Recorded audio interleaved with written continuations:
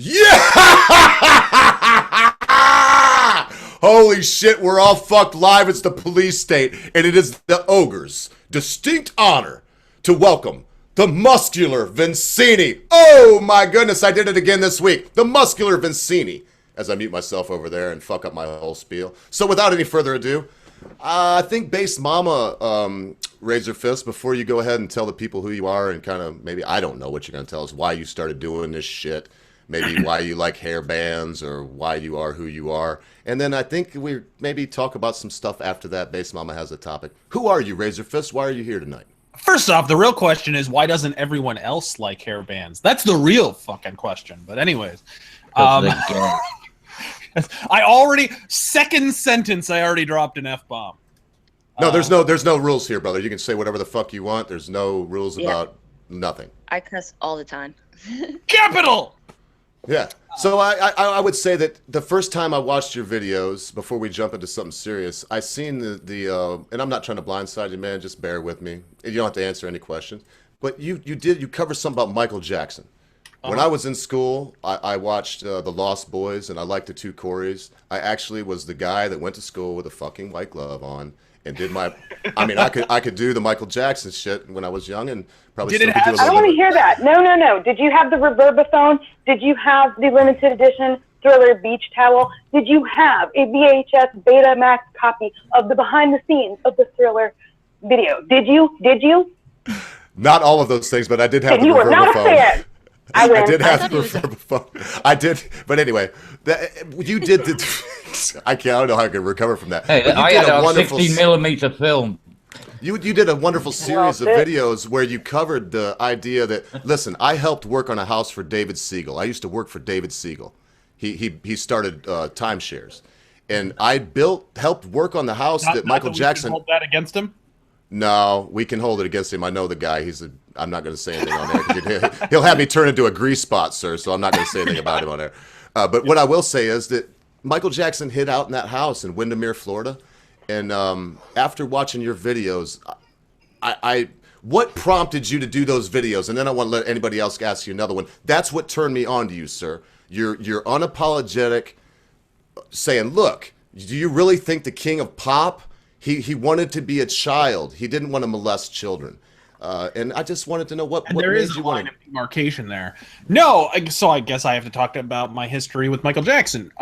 So starting out as a kid, I think probably the first music I was exposed to outside of, like, you know, you'd go to church on Christmas and Easter or whatever, or even more frequently, and you'd listen to, like, you know, hymns and so forth, worship music. But other than that, you know, probably the first proper music artist I was ever exposed to was Michael Jackson. My mother was a huge fan, quote unquote, before he started looking like a freak. So like him and Stevie Wonder, and I was raised on R&B and stuff. So that's probably where it starts for me. But and then probably the Dangerous album. I think I vaguely recall the first time I heard the Dangerous album. I had a best friend, right? And massive irony of ironies, he looks exactly like Macaulay Culkin. He's his fucking doppelganger. My best friend was, right? And we're about the age that Macaulay Culkin is at that time. So we're sitting, we like snuck into his sister's room, and she had this newfangled contraption called a compact disc player. And we sit Indian style. We blast this fucking thing, and I was blown away by the Dangerous album immediately. And the weirdest part is, like, the first song on the record is called Jam, and my friend starts rapping to the rap chorus in the middle of it.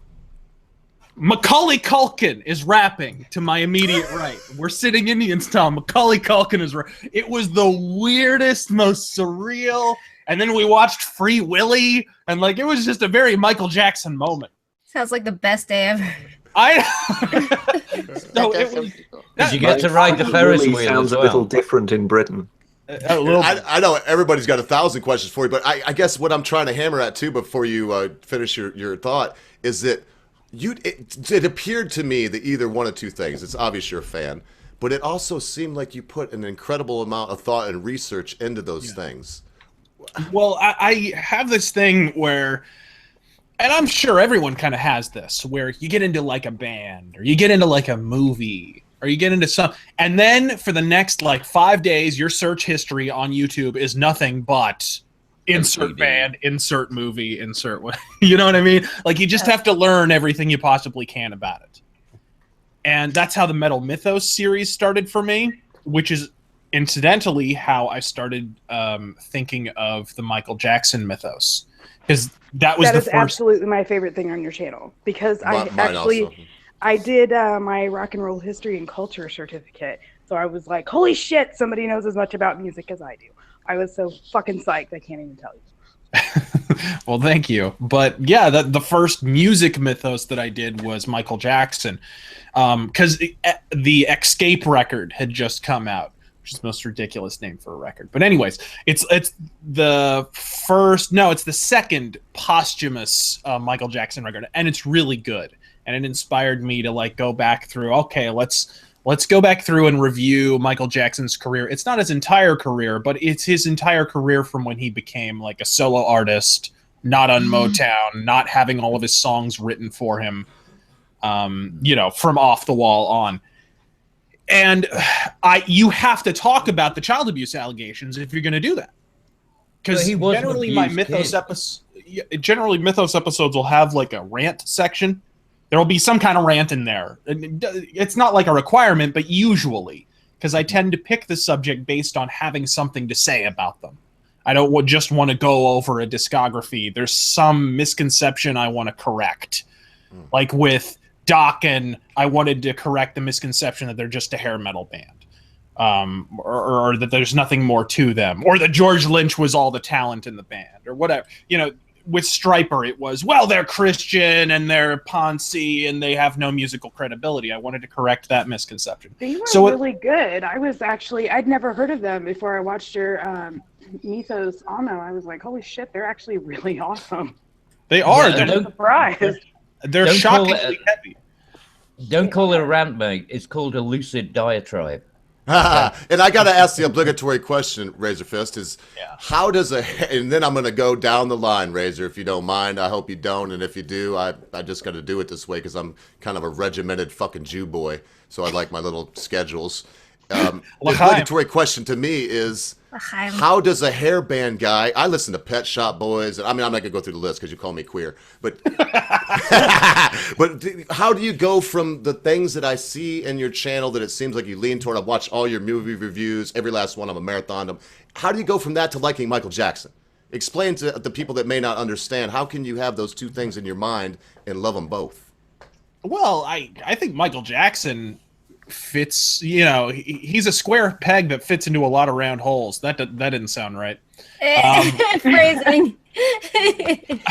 I think that's what the accusations were. No, he's Michael Jackson.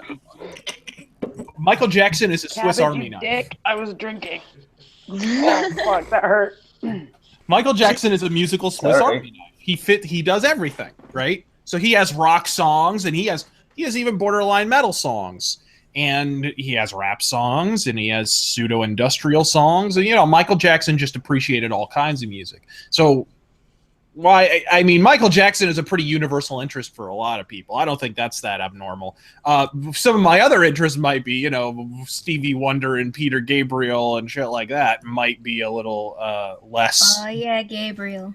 Man, and that's right up my street. Everything you just said. Early Genesis. I'm not going to get into what I like. I guess we're going to keep focused on you, and it's all usually about me and my life. So I might as well shut up. But plus, I think we have to pay a tax every time we use the word nipple clamps, so we can't talk about everything you like.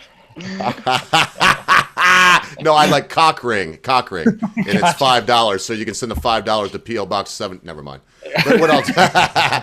So I just want to go down the line because I know I'm not the only one that wants to ask you questions. I might wrap up the hour and whatever and ask you a couple more. But I think Amanda Wolfchild may have a question, and then as soon as we go down the line and have our personal questions for you, I'm going to let Bass Mama talk about what she wants to. Well, actually, first I just wanted to say what I think about the whole Michael Jackson molestation thing is you have to at least consider that he might have been a danger to children. He obviously had a messed up childhood. It obviously messed him up mentally. And we see signs that lean towards you thinking that he either is regressing to childhood himself or is possibly a preferential offender. And so with that in mind, I think it is on the parents. It is their responsibility. They need to keep their children away from him. Maybe that doesn't work for him. Maybe he just wants kids around so he can relive his childhood, and that's painful for him. But fuck it, you got to protect the kids. That's the important thing. Well, I mean, mental health. now he's in the grave. It's pretty easy to protect your children from him. Yeah. Unless you have some really fucked up kids, or Great. Children of the Corn. But I don't know. That was my theory about him back then, and my question was kind of, do you think that it was a good idea that they just treated it like that? Like, oh, there's nothing wrong with him. He's just trying to regress to childhood. Trust him. Do you think that was a smart idea? I mean, look, there were other reasons. That's the thing that bothers me about the sexual abuse allegations. There were other alarming behaviors, like addiction to drugs, doctor shopping, going 19,000 miles out of his way to cover up all of the above. Baby over a balcony. Baby over a balcony, which was a direct result of his drug abuse. Naming his children crazy things. But do you feel like that was? I mean, I don't know. That was weird, I guess. But I've done things with children like. Dude, turn yourself up a little bit. Okay, yeah, Ogre, you got real quiet. Thank you. I'm you got trying way to too quiet. I've got this set up, and I just don't. It's cool, man. Find your level. Yeah, I'm used to being the only one here or having a couple people on, but anyway, see, you're still a little too low. Yeah, something happened. I turned it down because I had it cranked up. Okay. I was doing some music earlier, and it's so hard to get the drums and everything together, and I'm trying to put some new shit together that nobody wants to hear about right now. So I think that was asked and answered, and I want to go right down the line, and that was a great answer too. So, Base Mama, anything personal? I know you live close to Razor, and I'll go right down the line, and then we'll get into the show proper. Oh shit! Fuck the 202-101 exchange. That's what I'm gonna say. My fiance's still stuck over there. Badass. You're badass. I don't have a whole lot to say until the. Is it Beyonce? What? Fiance. No, fuck that bitch. What are you talking about? Kelly Rowland's wife. Funny story. With the Michael Jackson connection with Beyonce. For all the people who think that Michael Jackson was queer, Michael Jackson goes to a party in like the early mid 2000s. And who is he with? Chris Tucker. Someone. He was One with of the Chris's. P. Diddy. No. Someone. Wasn't he with? It was a big P. Diddy shindig, I think, and Beyonce was going to be there. And Michael Jackson shows up. Gary Coleman? That would be the best. I'm just going to. Oh, mercy. Let him finish, folks. We're going to dogpile it. No, it'd be Emmanuel Lewis. But anyway, no, he immediately is like, where's Beyonce? Where's Beyonce? And everyone's like, what Beyonce? What the hell where's this coming from? And all night, Michael Jackson is just stalking Beyonce. He's just like, I want her phone number. I want her phone. He got her fucking phone number. And she went over to his place, and we don't know what happened after that. I don't think anything happened. I don't want to imagine anything happening. Well, we probably know what happened. Because I think the idea that he's homosexual was kind of nuts, but no pun intended. But no, there's stories upon stories upon stories of him. Well, there is about Tom Cruise too, Razor. I mean, we could talk about stories about all kinds of people. Maybe they're true, maybe they're not. Maybe he had both ways. And what I'm saying is, who gives a fuck? He was the king of pop. I don't believe that he molested children. I just don't believe that. That's my belief, though. And that's cool. I know Amanda Wolfchild will say if she believes it or not. And once I watched what you did, it kind of bolstered that. I shouldn't even ask that fucking question to begin with. So Cabbage Patch, save the fucking show, dude. No, why should I? By the way, hair bands. I just want to point out, right? Hair bands is social misappropriation. All right, so you're guilty from the start, man. Gender misappropriation. That's right. You can't have it always. You shut your whore mouth. All right, we're gonna move on. You're finding out Razor Fist why we call him the curmudgeon, cabbage the curmudgeon. You know, he's our local curmudgeon. So Day is dead. I know you have something for Razor Fist. Hang on, I didn't get to. Oh, I'm sorry. Well, you used your time to do that, so go ahead. Whatever. Sorry. 10 seconds. Yeah, but I was just saying, you know, I mean, like, I understand Amanda saying that, you know, maybe he was a little bit over the top. But, I mean, when you look at it, it's like these Tiffany's, you know, these pageant people. And, I mean, you can really see it when you see how these, like, the parents grooming. I mean, the parents are grooming their kids. And I think Michael Jackson was weirdly groomed into what happened, you know? So it just seems like he's being accused of something that he was actually created to be. I don't know if he was created to be a victim of pedophilia. He was created to be a child superstar and really wasn't permitted to have much of a childhood. And I think that's where most of his hang-ups about being a kid. You also have to understand Michael Jackson played that up a bit, and some of that is, you know, Michael Jackson was in. It's funny to think of now because there was such a negative media firestorm around him in the final years of his life. But in actuality, Michael Jackson, before all that happened and he slammed face first into the Scheissberg, was actually kind of a master of media manipulation. He was really, really canny at it. And, you know, the whole thing about him sleeping in a hyperbaric chamber and the Elephant Man's bones and all that, he concocted all of that and played up to it. Really? I didn't know that. Yeah, because it was all and then later on, it just kind of whirled out of control. And finally, he was like, no, that's ridiculous. You people need to calm down. You know, but previously, before that, he was just using it for promotion. So he, like, concocted rumors about himself? Well, I don't know that he concocted them. He may have just played up to them. Rode the wave, so to speak. But I would say, remember when he hung out with the White Diamonds lady all the time, you know? Why can't I think? Elizabeth Taylor? The Brooke Shields thing. Brooke Shields. I mean, he was the man. Yeah. He knew how to do what you're saying. So that said, man, I got to get through this so we can get to the show proper, folks. So Day is Dead, I know you got something to ask him. Okay. Well, I'm into metal myself, and someone in the chat actually had a good question. They wanted to know if you're going to do a King Diamond mythos, and I second that question. I want to know because I love King Diamond and Merciful Fate. So, yeah. Oh my God, I can do that so well. Hey, that wasn't bad, man. No, absolutely. Can you do it again? I want to hear Day do it. Do it, Day. Do it. Oh my God. I can't. It'd be Don't too be a loud. pussy. Do it. Just do it. Yay, do it. It's a black funeral. Ah, man, Razor Fist blew you out, man. All right, never do that again. My fucking dog just rolled over and fucking died. You killed my dog. No, I was kidding. All right, all right. So ask away, Day. I think you were in the process of it. Are you ever gonna do a mythos on King Diamond? Yeah. Yes. Yeah. Oh my God, I'm there. I may want to do Merciful Fate first. Do it. That I like them even better, honestly. But I really like the operatic. I'm sorry. I never properly got into Merciful Fate. So it'd be interesting to like get it. I mean, you know, you hear songs and you listen to one album or another, but you never like delve into a band. Yeah. Merciful Fate's one of those for me. They lost me after Egypt. That album was like a mixed bag for me, but everything before that I really, really love. And I love King Diamond just because it's like operatic, like what's the thing where they tell a story in an album? There's a word for that. Concept. Concept albums. I love all opera. The stories. Yeah, exactly. And he's just an amazing guy. Well, King Diamond has a lot of that. Like, that's what's interesting about King Diamond. He doesn't really get credit for being a little bit prog metal. Oh, yeah, totally.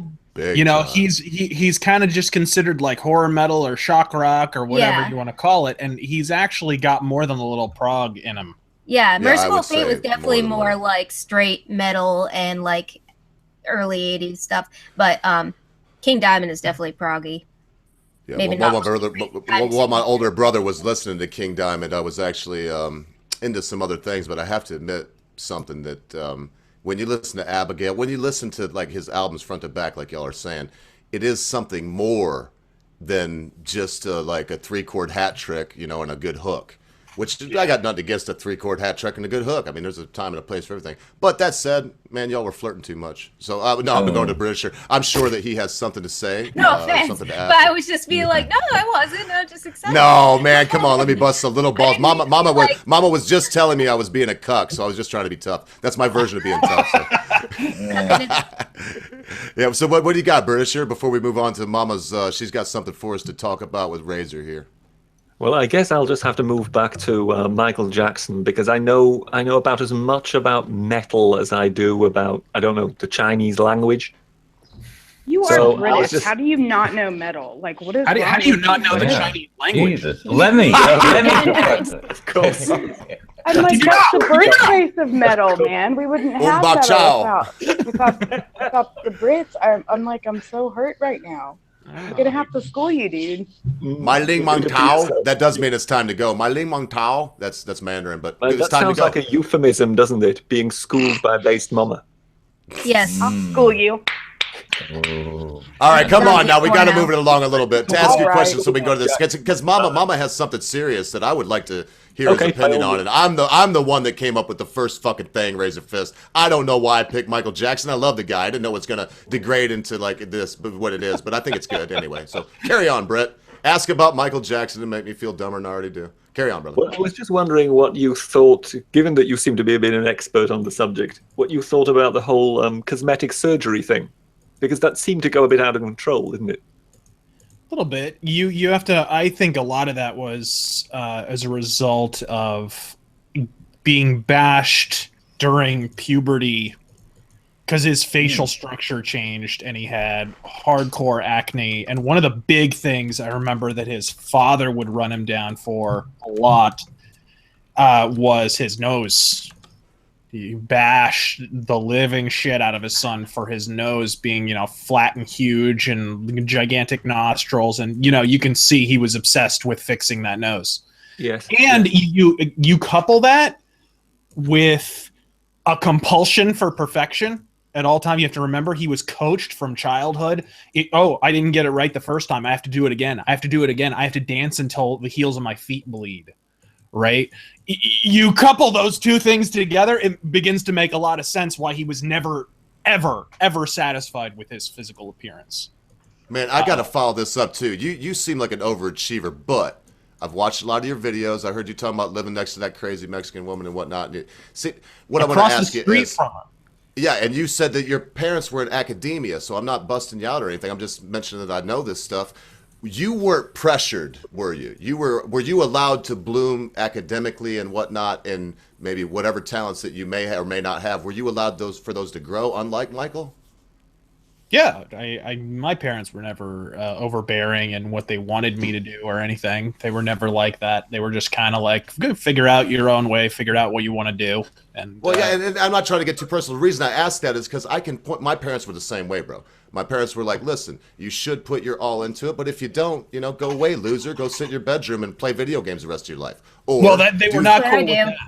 But no, my parents weren't cool with it, and there would be punishments if I didn't do my homework and what. Look, I don't want to get off in the weeds. I was just trying to make the point that Michael Jackson's father tried to make him dance to him, and he did. I mean, I've read stories where he would take a couple gallons of water, and I want to get off the Michael Jackson thing and move on to the story. I really do. I had another because when I think about it, I didn't really realize when I just, because I don't think about shit. I don't plan much out. That's how my life is. It's worked out very well for me. And that said, if I would have thought it through, I maybe would have picked a little bit of a lighter topic because I didn't consider that. Yeah, well, we all, I think, even Amanda Wolfchild was like, she thinks she's a pedophile. But would you say, Amanda, that his music is okay? I mean, would you say that or no? Okay, so we all could say we do like Michael. I just want to move the fuck on right now. Can I just say one thing about Michael Jackson real quick? Yeah, first Britisher to follow up, and then Day, whatever you want to say, and then we're moving the fuck on from Michael Jackson, man, because I want this guy back on the stream. I feel like it's like, man, I just don't want to talk about no more. And he's not, I got to say, I'm not speaking for you, brother, but he's not an apologist for Michael Jackson. I mean, he just made his point and said what he thought. So go ahead, Brett, and then Day, and then we'll move the fuck on. What I would want to know is, would it actually matter to anyone's appreciation of his music if it would turn out that he was a pedophile? Not mine. No. I mean, it didn't affect people's opinion of Chuck Berry's influence when he was peeping on girls in his fucking restaurant.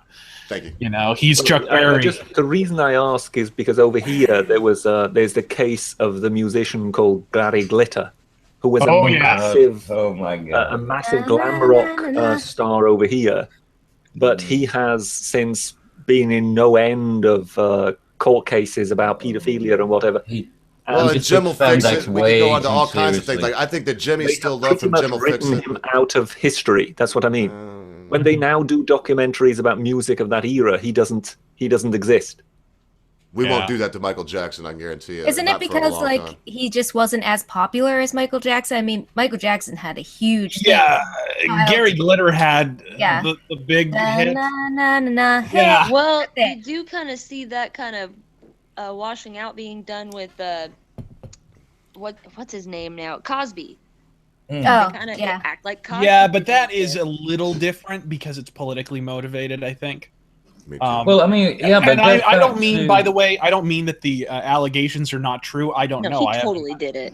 I haven't researched it, but you can't deny the media wouldn't be going after him this hard if it wasn't about his politics. Hey, man, that's true. That's true. You don't really have to research it because he straight up said it in an interview. It's like, yeah, I was prescribed Quaaludes and I gave them to chicks. That was just the thing you did. You gave them to chicks so you could get laid. Well, he said that in a deposition, but yeah. And we could go off in the weeds. I've heard all kinds of things, that he had a great big package, and then to put it into girls, they had to take a little drug. So who knows what it is? It could be all kinds of different things. But I want to hear Day is Dead. She's been very patient. I think she's got something else, and then we can move on to Base Mama's audio.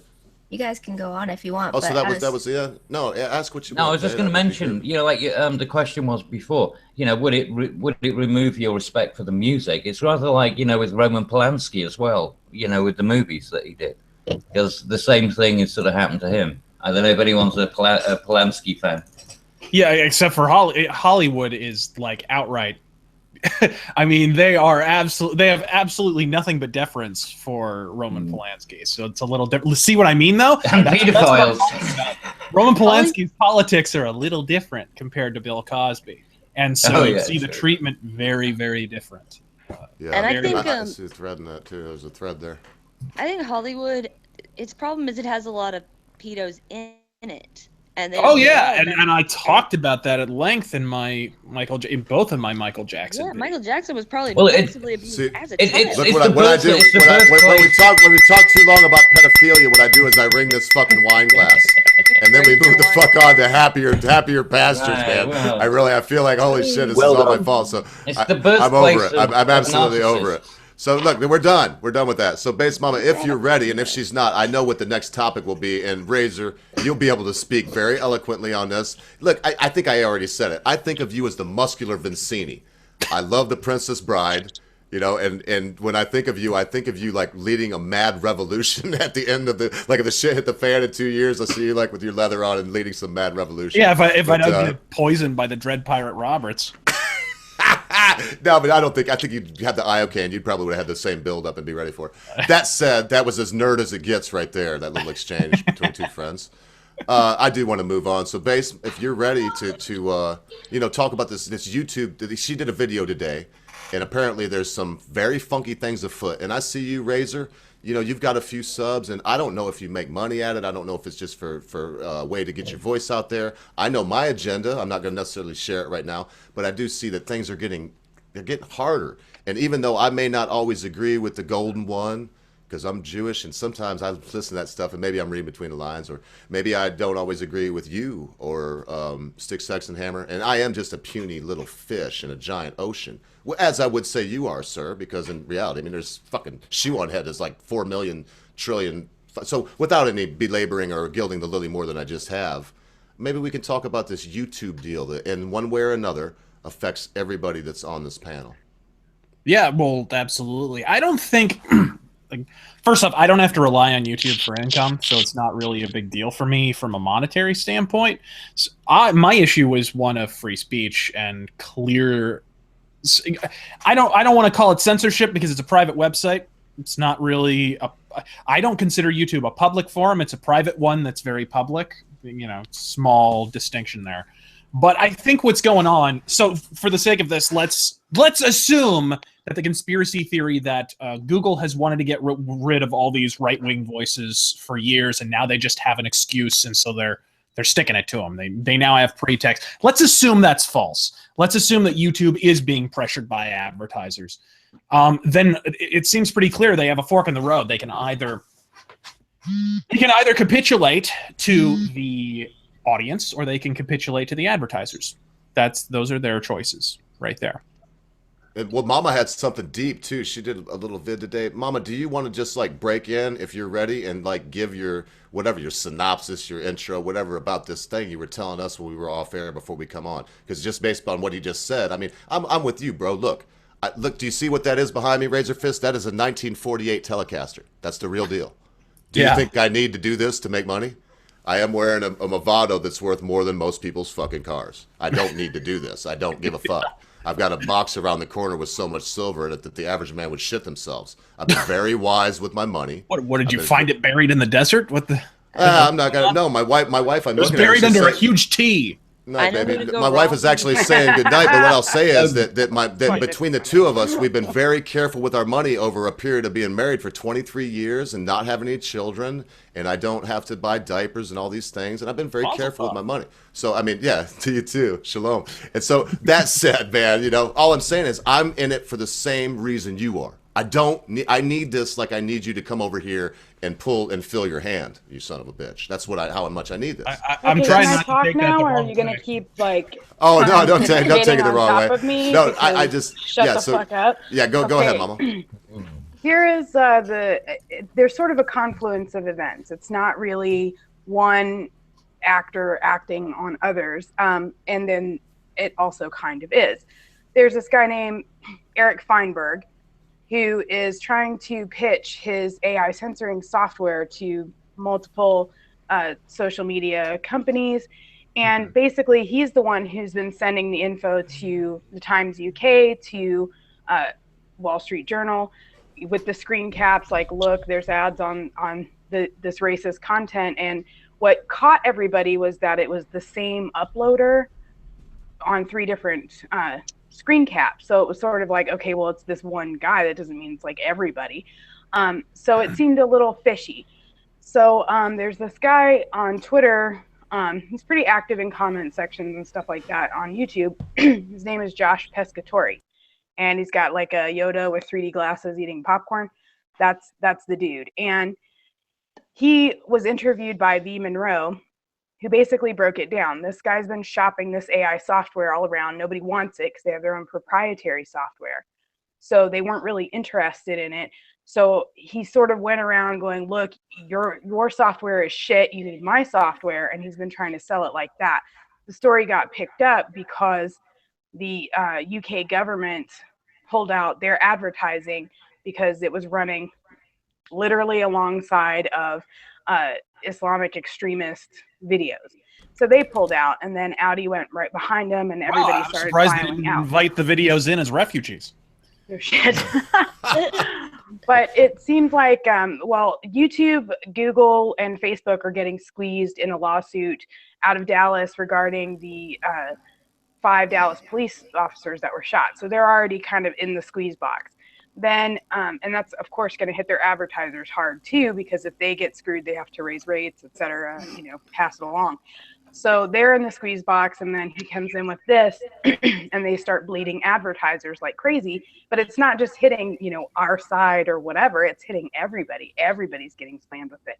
People who do makeup tutorials, you know, fucking prank videos, like all kinds of shit is getting swept up in this mess, and people are just kind of like, what the hell is going on? So Base Mama.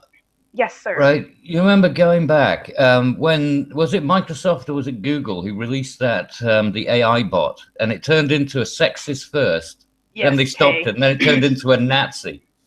So, I mean, these AI bots are clearly the internet. Tay. Oh, it reminds me of in first grade, we used to have, you know, we'd have like the old Apple IIs. And like you'd have the computer lab, and it'd be a black background with green text, and you'd have Carmen Sandiego and the Oregon Trail and Kid Pics. Yeah. On the damn thing, How old are you, Razor? If you don't mind me asking. Too old.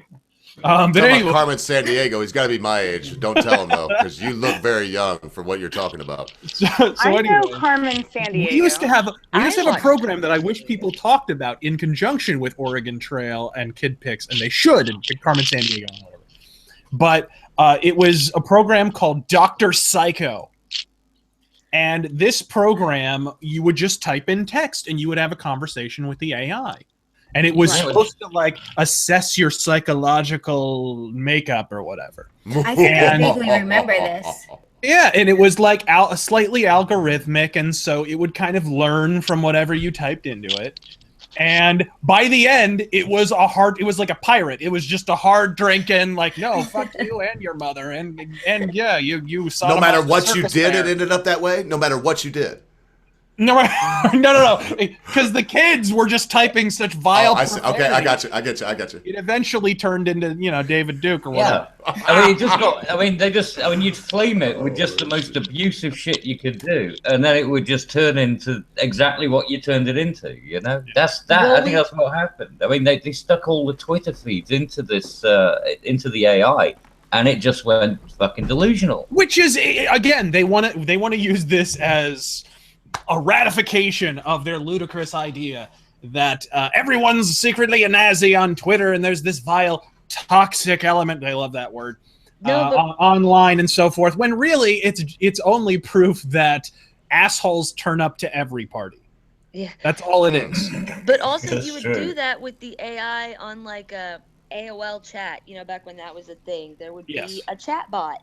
And that was the fun of it, was you were talking shit to it because you knew it wasn't real and it didn't know how to respond to the shit you were talking. Yeah, absolutely. And you try and get the most bizarre response that you could possibly get. Exactly. You're like, go fuck yourself up a tree. I guess my question would be, what's wrong with that? I mean, we all look. We live in a vulgar world. We live in a world that's full of all kinds of things that I'm not going to go into right now. Some of we already talked about. So what's wrong with having? I mean, the only thing I would see is if they had some algorithm to try to psychologically analyze kids and then used it to. I mean, there could be moral things there. But so what if the computer ends up talking? Or so what if you're a girl and you get online and I don't know. I mean, and a guy tells you to tits or GTFO. Right. No, like, look. Well, all right. I mean, I'm just kidding. No, it's just. Sorry, I just enjoyed the pause. Like, what? And I kind of want his answer to that, and then Cabbage or Day or whoever. But I kind of want, so what? I wanted to hear what Razor says about this. So fucking what? That's my. That's what I said. To complete my original thought, YouTube are kind of at an impasse. They can side with the audience or they can side with the advertisers. Here's the problem: only one of those is a renewable resource. You get rid of, I don't care how many millions of dollars they lost in advertising. There's millions of dollars more right behind them waiting to take their place, because that's just capitalism. Those people are defaulting on the largest online streaming network on the planet. They are losing money, and believe me, the longer this goes on, their principles are going to vanish off into the ethereal mists, and they're going to come back to YouTube. Well, give me some hope. They're give me some taking hope a hit right now, regardless. Well, but the audience. I wanted to. Sorry, I'm going to break in. I'm going to do it. Sorry. A lot of bigger YouTubers, like 500,000 and above, are now being approached individually by advertisers who want to advertise on their channel. Yeah. Which means that they're just back-ending. Okay, yeah, we pulled out of YouTube, but we still want to advertise. So those makeup tutorials and those prank vids and all that shit is still going to have advertising, because the advertisers are like, okay, well, we're out of contract with YouTube proper. They can probably lowball a content creator and get a much better deal out, bigger bang for their buck out of offering, $100,000 or whatever to a huge YouTuber who is going to promote their shit for however long they decide. Yeah, but that's going to pale in comparison, because product plays. I mean, history's kind of proven the YouTubers who sign up with one particular company or one particular brand or another, the brands tend to be ephemeral. The guy will use one brand one week, another brand another, because they kind of don't really see.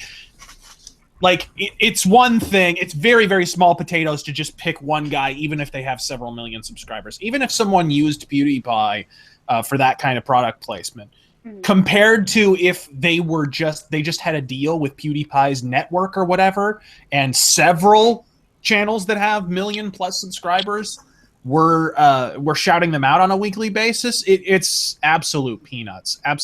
So I honestly, the problem is they have a renewable resource on one side and a non-renewable resource, the audience, on the other side. And here's the thing: the advertisers want what the audience have, which is eyeballs.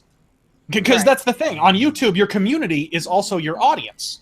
And if MySpace has showed us anything, or any other website that went down, it's that once the audience of the community leaves, they don't come back.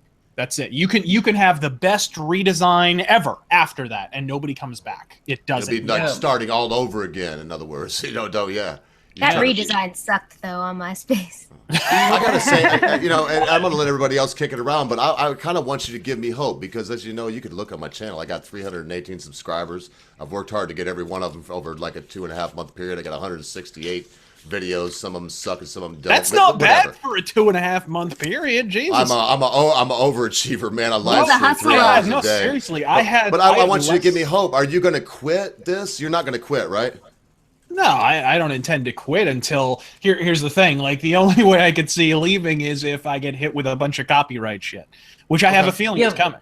I have a feeling that's the next prong. If YouTube, if the conspiratorial cats are accurate and they really do want to get rid of my kind of content, that's how they'll do it next. That'll be the next. So I'm done with my breaking in. That was a really good answer to my question. There's so many of us here that I lost track. So whoever hasn't asked something and wants to carry on this topic, just ask, and we're going to continue to give the floor to Razor to see what he thinks about these things.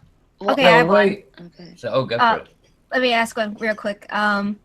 Do you think this is going to eventually die down and the advertisers will come back, or other ones will take their place? Or do you think there's going to be another platform that YouTubers move to that's maybe less restrictive? But both. Minds.com or something. Yeah, I think VidMe is making a play. Did you guys see the video that VidMe tweeted trolling the fuck out of YouTube? No.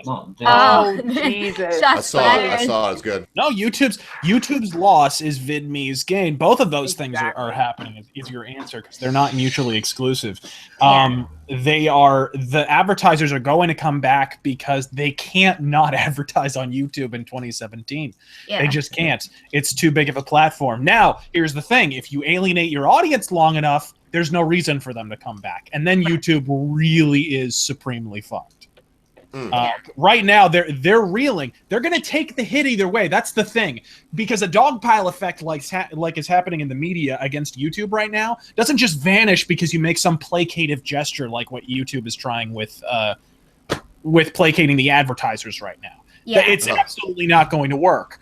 They're still going to dogpile because that's what's going on right now. So you either take the hit and appeal to your community and rally them so that at least you have someone for the advertisers to come back to. That would be the smart thing. And alienate your community and kill your website. Because then you don't have the eyeballs or the incentive for them to come back. Well, then, okay, if that's the case, why are they doubling down and they're using the restrictive mode as well as a default position? I think it's because if you see how they're positioning YouTube Red with the original series and so forth, I think it's because they now want to go more the streaming service Hulu, Netflix route. Yeah, that's a good business model, but you gotta you said it on your video, man, and I'm just telling you, I watch your stuff, and so I'm going to give references to what I know. It's the content makers that have made this community. You said it in a way that I can't, and also, but since I just jumped in there, the reason I did it is I want to go to TheBritisher. I know he's got something. And then since Dave said something, I will keep and say who goes next, just to keep it fair. Britt, I know you got a question pertaining to this subject, brother. What is it? Right now I'm out. No, please. Okay. Please, well, then I'm going to go right on and go to Amanda Wolfchild. Well, what I was going to say was, don't you think that this more falls into the hands of the 1%, the really wealthy, the people in power, because what they want is to keep us all divided. So it works in their favor. They can gain profits and everything by making everybody on YouTube think they're out to get us. Like, YouTube is attacking us. The left thinks that, the right thinks that, the makeup videos think that. How does the 1% benefit from VidMe Let me tell you what I think. What I think is that they don't care which platform they're advertising on. And as far as like companies and things, it has worked thus far that they can get their point across and make the companies do what they want by using things like their doing the very things that they're doing to YouTube. They've done it to companies and it has worked. But they're kind of losing it because this is public. This is people who are going to get outraged, like lots of people. And so they're kind of leaving it up to the platform to figure your shit out. This is what we're going to do. This is the thing that we're going to put across to people. And it's up to you to make your platform Great point. Let me speak to that for a second if you're ready, Razor. Let me speak to that. No. I don't see. Here's the problem with that.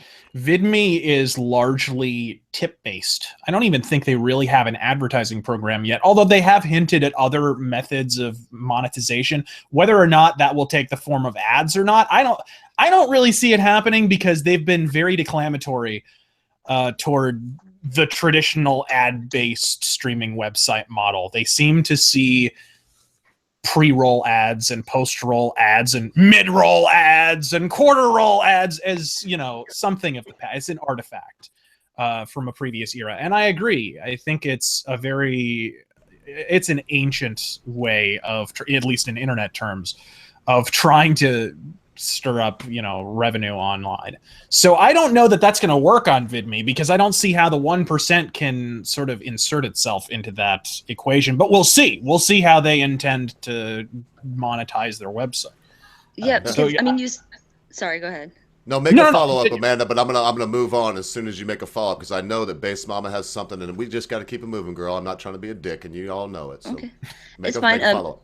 I noticed that they did that with other free sites like MySpace and YouTube used to be free sites, and they managed to insert their ads, and then they start trying to change things, and they followed the same kind of pattern they've done with YouTube. And that's why YouTube is now having to attempt to change its platform to go more with something they know works, like streaming stuff like Netflix and things do. And they may allow original content to stay on as streaming because streaming works on here too. But then they'll go on to VidMe, and it's going to be like, now y'all, you can make money this way. You can advertise. They'll do the same process they've done with all the other free sites.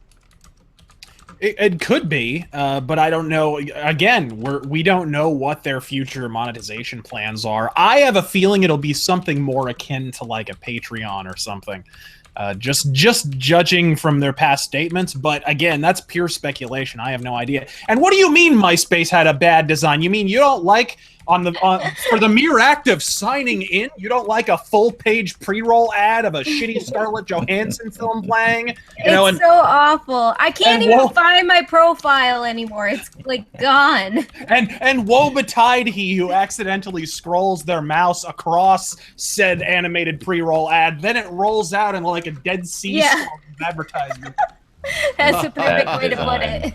It's funny. Can I ask? Do you think it actually matters that YouTube is actually losing money? That in that regard, one could think that if one puts enough pressure on it, Google might actually just see it as, well, it's losing us money anyway. Why fight this corner? Well, that's the thing. That was kind of my original hypothesis. You can capitulate to one side or the other. And the one side is renewable and the other is not. So if they make the wrong call, they go the way of MySpace, you can quote me on it. There's no avoiding it. If they decide to completely and utterly bend over for the advertisers and not for the community. Look, in the past, they have been receptive to the community's, in YouTube's defense. They've been receptive to the community's complaints. They generally fix mistakes that they make. They made the huge Google Plus comments mistake, and they kind of fixed it, kind of didn't, not really, sort of. Google Plus went the way of the great white buffalo anyway, so it doesn't really matter. But I know what you mean, but what I mean is that they haven't, given how many years they've been running YouTube, they've not been able to turn a profit with it. It's true. So you just sort of wonder, might they just at some point think, well, if we just let others take this business from it, like VidMe and Minds and whatever, does this really hurt us? Because frankly, we've never made money with this anyway. But you have to stop losing money. You've got to be careful with how corporations declare their profits because things get shifted here, there, and everywhere. technically a lot of production companies and the largest, like in Hollywood's a perfect example of it. You know, apparently no film ever makes any money, and that's the reason that California is constantly going bankrupt, even though it's the 6th largest, you know, GDP on the planet. So what you're saying is they might actually be manipulating the figures in such a way that YouTube always shows a loss in order to not be accused of making money of some of the controversial stuff that might be on here. Or just to, you know, make profits. Yeah, just to make, you know, to avoid taxes. Yeah, as much as I like to hear y'all talk too, you know, I mean, I understand the 1% and all this other stuff. What I am more interested in, and I don't know what everybody else is interested in, and most of the time I care, but are we all going to quit this thing? I mean, Britisher, you're just starting out. You got like 3,000 or more subscribers now. You're getting up there, and I'm just starting out. Day is just realizing she can go on a live stream, and because she's, you know, she gets people and all this. Are we fucked? That's the name of the show. I'm a whore. I'll go where the content is. Yeah. I'll go where the content is. Simple as that. Yeah, and right now it looks like there's more and more content on VidMe. You know what it feels like right now? The community is buying itself a little leverage by moving over to VidMe. You know, at least they're dipping their toe in the pool, and they're kind of holding the barrel of the gun up to YouTube like, all right, if you want to do this, we can pull the trigger on this. We're fine with it because VidMe is really comfortable to use and intuitive. And hey, you click on a video to play and it just plays. There's not a black screen. There's not 90 pre-roll ads. It doesn't ask you to take a fucking 20-minute survey. You know, you don't have to donate blood. So it's simple. It's good. It's intuitive. You know. Yeah, but VidMe also has the added benefit of being able to directly contribute to your creators. So you can kick them. They have a tip jar system. So you can tip them $1 here and there or whatever, and you don't have to go through Patreon. You don't have to go through PayPal. You don't have to deal with any of the convoluted shit where there's middlemen. I've micropayments. Micropayments have always been the way. Yeah, I've always hated the traditional ad-based model because it's obnoxious. And I've never gotten into Patreon. I'm not bashing it. You know, people use it and it's perfectly fine. But for me, it wouldn't work because I have to be able to tell my audience to fuck themselves when they're wrong. So it's like once you make your audience... once you make your audience part of the funding process, to me, they're your stockholders at that point. You can't. They kind of get a say into what you're going to do, and I wouldn't feel right not giving them a say if I'm going to take their money on Patreon. But if you put out a video and they're just tipping you, to me, that's like any other social transaction, like a concert or a stand-up comedy where you're paying a guy because you know that he's telling funny jokes, or what, you know, it's like buying a ticket to go see a band that you want to see.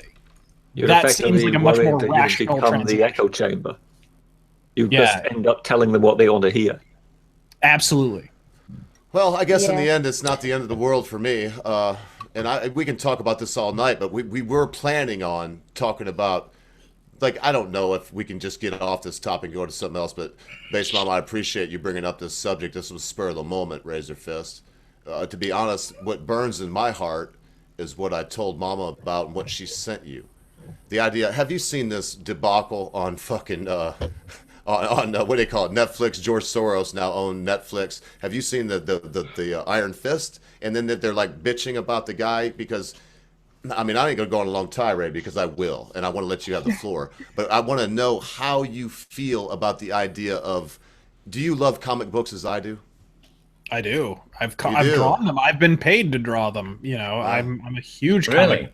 I used to work at a comic book store. I'm a comic book artist. I do. So you know where I got the idea for the name, the Laughing Ogre, don't you? No, actually, it's a comic book store outside of the University of Ohio in Cincinnati. I mean in Columbus.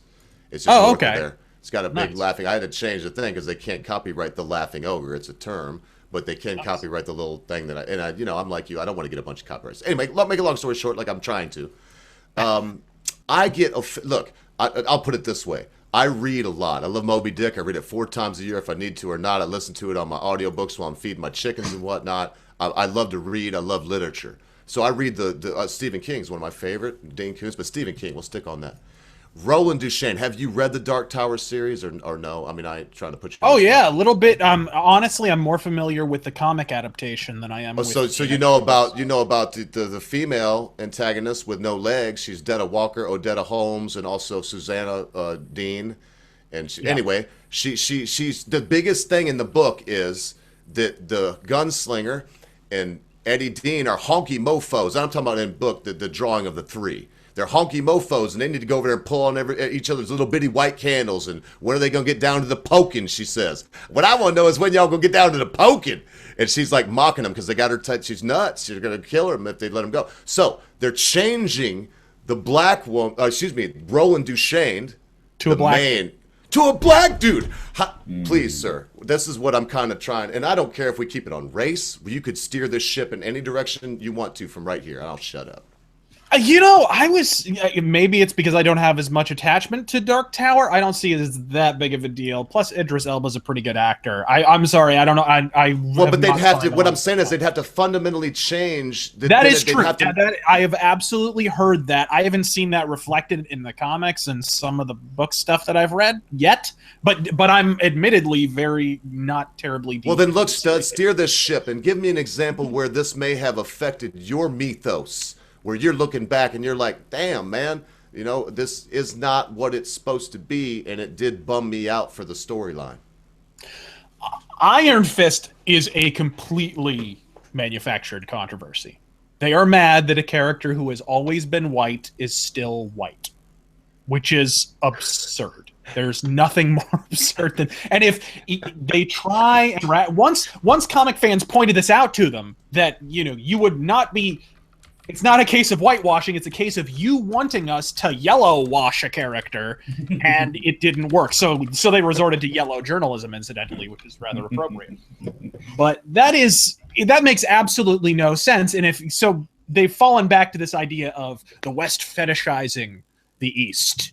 The idea that the white man goes to the East and learns a bunch of shit. How many comics could that be set up? You better take those Batman films off the market. You better get rid of Batman the Animated Series. He went over there after Daredevil did first, and he stole it. The Shadow, shit, get him out of there. Nobody wants that. I fucking hate this idea of misappropriation. This is what they're doing, right? This is like a form of misappropriation. Oh, you can't do it because misappropriation. Yeah, and ironically, they're doing this. In so doing this, they are misappropriating the culture of the 1970s when Iron Fist was created. They are projecting a 2017 worldview onto a 1970 worldview, as if one is objectively superior to the other. We're more woke now. Exactly. Yeah. And I'm trying to put her on the spot, but I kind of want Base Mama to jump off, and then we'll go right down the line. If somebody else has something and wants, because it is unique to have somebody. I've heard you say you worked at a record store. I've had unique jobs too, and I'm not going to go down the list for myself. But when you work in a unique range of field of whatever you want to call it, when you do different things, you get different experiences. So Mama, do you have something you want to add to this conversation as we go down the line? Not really. We basically share one mind on the Iron Fist thing. I was never a huge Iron Fist fan, but I understood that his not being Asian was very integral to the fucking story. So it seemed really weird to me that people would bitch about it. And I did a video on it because it seemed really fucking racist. It's like, oh, he's doing martial arts, he should be Asian. Like, you don't no problem there. Yeah, exactly. That's the most offensive part. It's kind of like, oh, hey, look, an Asian guy. Oh, it's like that Family Guy gag with, oh, look, it's Jackie Chan. Oh, it's Jackie Chan. Oh, it's Jackie. Like some people hear the phrase persecution complex, assume it's a property, and take up permanent residence. That's what's been doing. There's some of that wordsmithing I've seen. You're killing me. Yeah, you're killing me. I love it. The Britisher was actually saying, I'm going to throw it right here, that he's like, I wonder if this guy is really, in real life. And I didn't know either, but apparently you are the muscular Vincini. So I know somebody else has something to add. I'm going to try to be quiet. I'm very stoked, so I'm just going to shut up and sip my beer. Who else got something else for this deal here? Me. It's kind of the same thing they're doing with Ghost in the Shell. I mean, they don't realize that is kind of the point of the character, that her race, her name, her entire past has been erased. And now she's just this android. She's not white. She's not Asian. She's a freaking android. Which is why it's appropriate that she's being played by Scarlett Johansson, whose acting talent has been erased. Exactly, and it looks exactly the fuck like the character is supposed to look. That's a She's spot robotic and she looks like her. Ringo. Yeah, she can't act for shit. Well, I mean, I don't know anything. I really don't know anything about comic books, so I can't really say much about this particular comic series. But what it sounds to me like is almost like a regurgitation of the old Tarzan controversy, because there are constantly demands that, oh well, why is Tarzan not black? Yes. And was he supposed to be? Because he was a son of a lord who went over to the government. It always kind of comes back to a slightly racist undertone, though, right? Like, wait, so because he pals around with chimpanzees and gorillas, he's supposed to be black? Oh, that's racist. But if he hadn't done it, he'd have You made me spill my wine, sir. But this has been going, as I say, this demand that he be black has been going on for decades, and you just go, well, I'm sorry, but that's just not the way he was written. If you want to create a black hero of some sort, be my guest. Go ahead. But why do you need to change an existing literary figure to somehow fit your policy? And Marvel is dealing with that right now. The story just came out this past week that Marvel, it just came out this past day. Oh, I know. Marvel is trying to blame their low sales on white boys not wanting to read about anyone but white boys. Oh, I saw that. Which is absurd because that's not the problem. What they did is they took existing characters that were already either white dudes or even black dudes in some cases and turned them into chicks for no reason.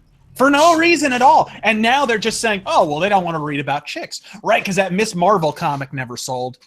Right, because Wonder Woman never sells, for Christ's sake. No one wants to read about chicks. Because the last thing any comic fan wants, as anyone who read comics in the 90s remembers, the last thing we want to see on the cover of a comic is a giant heaving pair of tits. That's what I bought them for, Razor Fist. I mean, I've got some in the back. I was going to break them out, but I was already a dick about my guitar and stuff, so I'm not going to show off anymore. But I love comics, man, and I don't like what's happening. But I'm just gonna let the crew keep going at you, man, if you don't mind it, because I feel like I'm breaking in and I'm trying to let people get their say, but I'll just let them have their say as it comes along.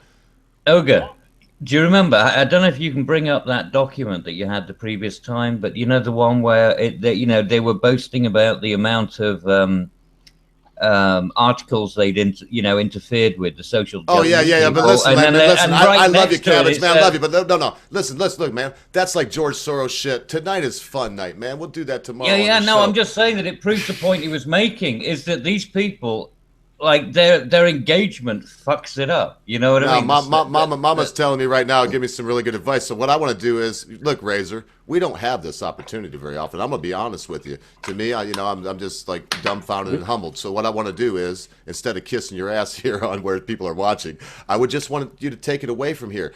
Take us on the trip that you want to go on right now, and then maybe if somebody can pipe in or whatever, we will. If you get a little quiet, we will. But we want you to take the helm again, sir. This is so wonderful for me. Well, as I have a fellow Arizonan in the room, I would have to say, more than anything, and I plan to do a rant about this pretty soon here. It's half past time. It is 3/4 past time to put John McCain out to pasture. For good. Go ahead, sir. Continue. You're on my track. Now you're up on a street. Why?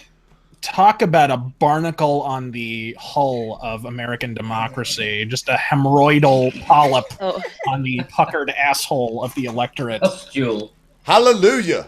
The absolute apotheosis of career politician. Nothing at all to really proffer. No principle whatsoever. I love how he sells doing whatever is politically expedient at the time as being a maverick, my friend. I'm a maverick, which is ridiculous. He can do it. If you think about it, it really gives him license to do absolutely anything he wants at any time, and then just afterward he gets to retcon it as maverick, my friend, which is absolutely hilarious. I don't get it, but surely you guys have to agree on the John McCain thing. Oh man, you couldn't have said it, but put out to Pat. He's like a waffler. He supports the. I don't even I'm stuttering because the woman he picked, and then it's just like she's like a cheesecake and wants to shoot a moose. You gotta fucking come. I mean, Lord have mercy on my soul. John McCain. They need to retire the son of a bitch, and he is the poster child for why we need term limits on people. Thank you. And you know that's the reason he's fighting Trump so hard. I mean, they already had their issues. And so forth, because he's a war hero, and Trump wouldn't admit that he's a war hero. He didn't like his war hero shut down. Listen, getting captured makes you a war hero, like falling off a cliff makes me a fucking Sherpa. Okay,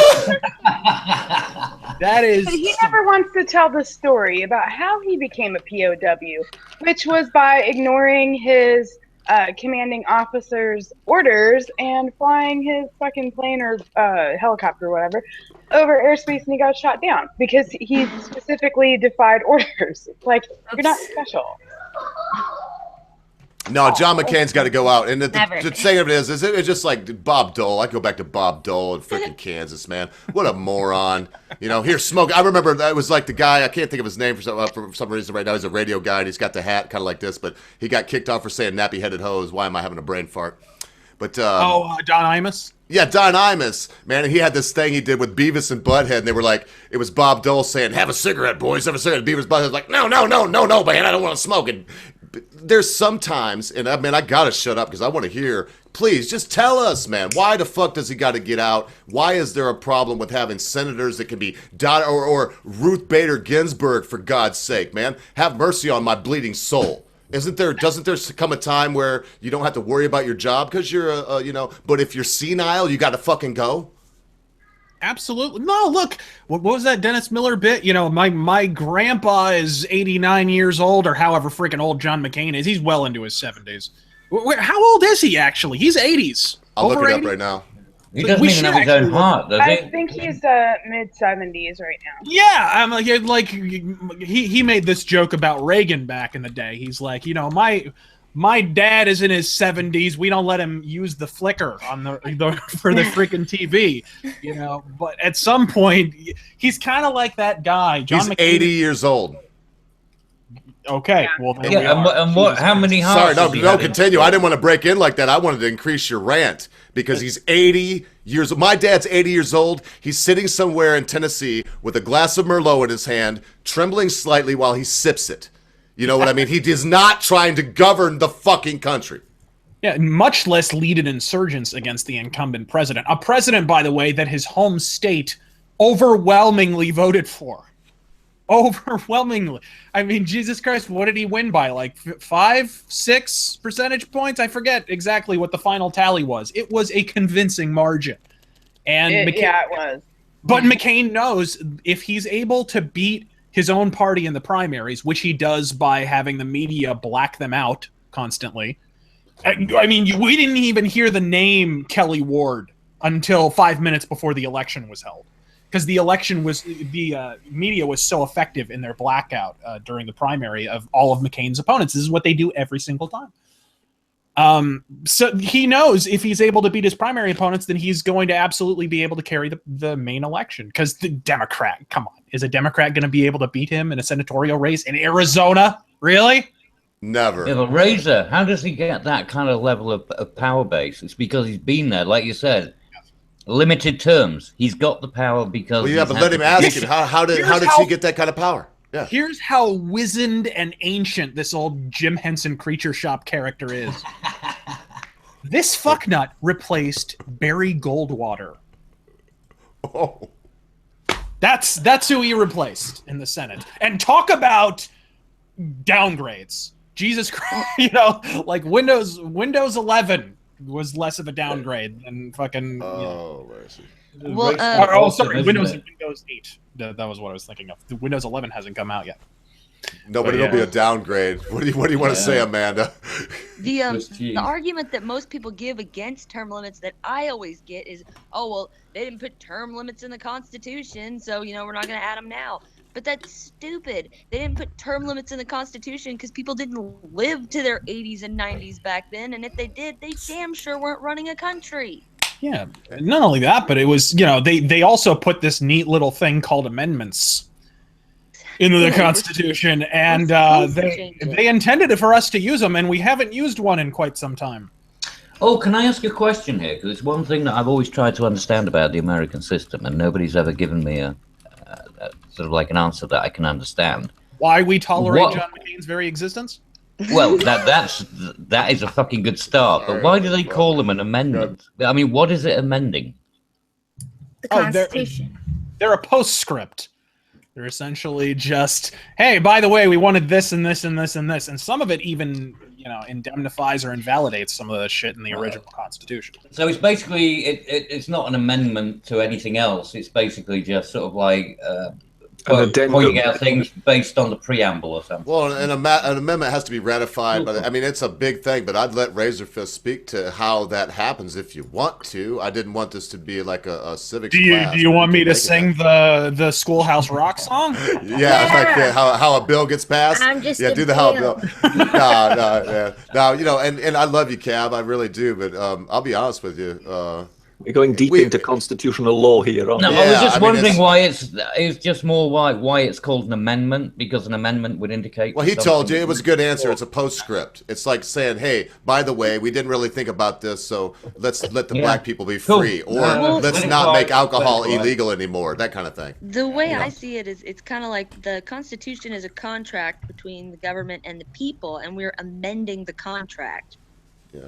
Yeah. Well, and I see this as on topic because the problem that I have is, man, listen, if we're going to let Antifa, I just saw this stuff where they're walking up the streets of your town, Razor. I can't imagine. But in my head, you are probably something that you may not be. I don't know. Well, they were walking up the streets of my town. They were not walking up the streets of their town because I guarantee if you had gone downtown the day they were marching down our streets and counted the California license plates, you would have lost count around 5 billion, because that's invariably where these, the anti-Trump billboard downtown, funded by California.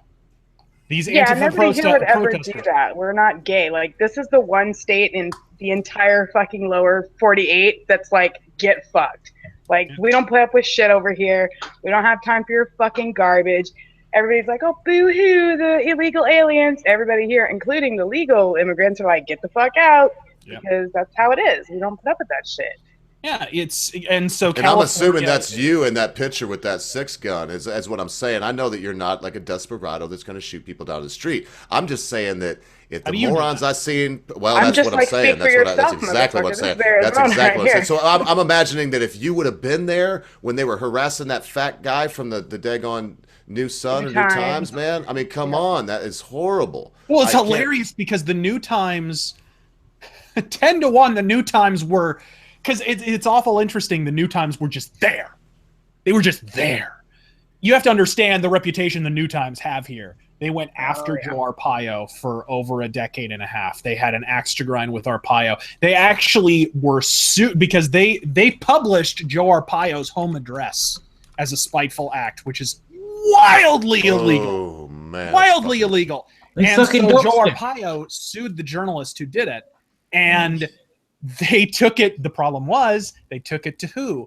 The Ninth Circuit Court of Appeals, who are by far the most liberal court in the land. They're the ones who are striking down Trump's immigration ban. They're the ones who are standing in direct opposition. And unfortunately, for whatever goddamn reason, they have jurisdiction here in the most conservative state in the union, Arizona, which is not an accident. It's a way of California exercising influence on a conservative state. Wait, how do they do that? How do they? I mean, I don't want to get you in the weeds, but how in the fuck does California have influence? I've never heard this before. No, look at the Ninth Circuit Court of Appeals and some of their past rulings. I mean, my God, they had I forget what the name of the law was in California that they had passed that was an anti-illegal immigration law. It was something to the effect of you can't get driver's licenses and it was going to deny them government benefit. Like a basic law, basically saying, hey, those immigration laws that have been on the books since time immemorial? Yeah, you should probably enforce those. It was that law in California, and California voters, as liberal as they are, passed it overwhelmingly. And the Ninth Circuit Court of Appeals the next day was like, nope, not so much, and overturned the law. This is how they are, and apparently their district extends into Arizona for whatever preposterous reason. No. Oh, because it's a federal court. Yeah. So anyway, back to my original point. Yeah, please. Joe Arpaio sued the journalist, and the Ninth Circuit Court of Appeals came in and overturned it. And we're like, no, Joe Arpaio, you weren't supposed to sue this lady. She can print everyone's home address if she likes. That's not illegal and in violation of privacy law. And you hate Joe Arpaio? I mean, so people know you hate Joe Arpaio, and I don't think you do, but what do you feel about it? I was a big fan of Joe Arpaio. I mean, I didn't agree with everything, but the point is, the thing that a lot of people don't realize about Joe Arpaio is that he actually, the big immigration law that was massively controversial, or it was controversial nationwide, not so much here, SB 1070, the past several years back, Joe Arpaio actually opposed. He didn't actually support it. One of the things that he originally opposed it, and then he, once it was passed, he was like, "Well, I'm the sheriff. I should probably enforce the law, so that's what I'm going to do." And they made you made a video about that. You made a whole video about that. They crucified him for that. They made him the poster child for a law that he actually opposed. Man, that's fucked up, dude. Yeah, and so Obama, I mean, one of the reasons he lost his election, apart from illegal voters and California money and George Soros donating $4 million at the 11th hour to Paul Penzone's campaign, one of the reasons Joe Arpaio lost the election is because they very successfully, admittedly, created this narrative of Joe Arpaio is wasting our money by the millions, defending himself from these allegations. And the thing is, the part of the story they never told is, it's because the Justice Department wasted hundreds of millions of dollars from the day one of the Obama administration on a witch hunt for Joe Arpaio. And it was basically, it started out as a favor to Janet Napolitano, our former governor, who became the head of Homeland Security under Obama. And they immediately went after Joe Arpaio, like day one of his administration. And the part of the story they don't talk about is for 7 years, they turned up nothing. They wasted hundreds of millions of dollars investigating his police department, and they found nothing. They literally had undercover informants in his sheriff's department and couldn't find a single thing. And finally, Judge G. Murray Snow, the thing they nailed him on, quote unquote, was that he was in contempt of court because of a court order that said, don't enforce the law that the voters passed. Oh, I seem to remember you saying something about save me a cell because I got a lot of fucking contempt for that court too, sir. I stand with you. Exactly. So it's like, wait a goddamn minute. So he continues to enforce the law that you have not overturned, and that puts him in contempt of court. Well, if finding that court contemptible is a jailable offense, yeah, save me a fucking save. So, sorry, I stole your quote. That was a direct thievery. I'm trying to work in phallic throttling failure, but I haven't been able to work that in yet. As far as I know, you invented that, and it's marvelous. Yeah. But, we could continue on. I want to let you go on, man. Just whatever you want to do. This is interesting to me. And panel, y'all know, usually I kick it off to y'all a lot, but fuck me. I just want to hear this guy. I like to hear Razor Fist speak. Yeah, do your thing, man. Right. Wherever you want to go with it. Good at it. We were talking about Joe Arpaio. I don't think I have to prompt you. You know where you were at. No, I pretty much completed my thought. I was just talking about the whole Arpaio situation. Oh, well, rock and roll. We ain't going to leave you hanging either. We'll ask you questions, but I'm going to give somebody else other than me because I'll just sit here and keep drilling you with what I want to know about you. And so somebody else got a question for Razor? Base Mama, anybody? I'm somewhat amazed over here regarding the sheer amount of politics in all this. Because, I mean, in that regard, I think Cabbage will agree with me. The British judiciary, it seems much less politically motivated, whereas over there it sounds as if it just really depends on which state, which part of the country it is. That's the way that basically the judiciary will fall. It kind of is and it kind of isn't. You have to remember there's levels of judiciary. There's, local courts, and they deal with minor traffic infractions and little, minor civic complaints. And then there's the circuit courts. And then, of course, you get up to the Supreme Court, and it's all different. But yeah, I would argue the thing that galls me, and I don't think there's any bigger or more throbbing Achilles heel, frankly, in our democracy than judiciary. I think it is by far the one area of our government, the one branch of our government, of the three that is more there's nothing more exempt from electoral oversight. I mean, they are 2 generations removed from the electorate. We don't vote on them. We vote, some states vote on local judges, but we don't get to elect the Supreme Court. They're 2 generations removed from the electoral process. The president gets to elect them, and we elect the president, which is an outright absurdity. I mean, that is essentially an unappointed dictatorship in a lot of ways, and that's why I wish more people were offended. I mean, I know conservatives are, but I wish more people across the country were more alarmed by the fact that there are judges who are literally making laws from the bench that we didn't elect. I mean, at least we elect senators. At least we elect presidents. Well, that's true, and that's something that I think a lot of people don't realize. You don't elect a judge. They're appointed and they legislate from the bench, and that's technically illegal. You actually can't just circumvent law and invent your own. But they'll call it an interpretation or the spirit of the law. I like that when it comes to the Ninth Circuit, they seem to couch it in descriptive text so that it doesn't actually seem like they're breaking the law while they're completely bitch slapping the law. It's really shocking. And then they're in there forever. But would electing the judges actually change anything? Because if you say that the Ninth Circuit, it's in California, so it would be elected by an extremely liberal electorate, wouldn't it? Well, those guys are appointed. I believe the circuit courts are appointed. A lot of these judges are Clinton appointees.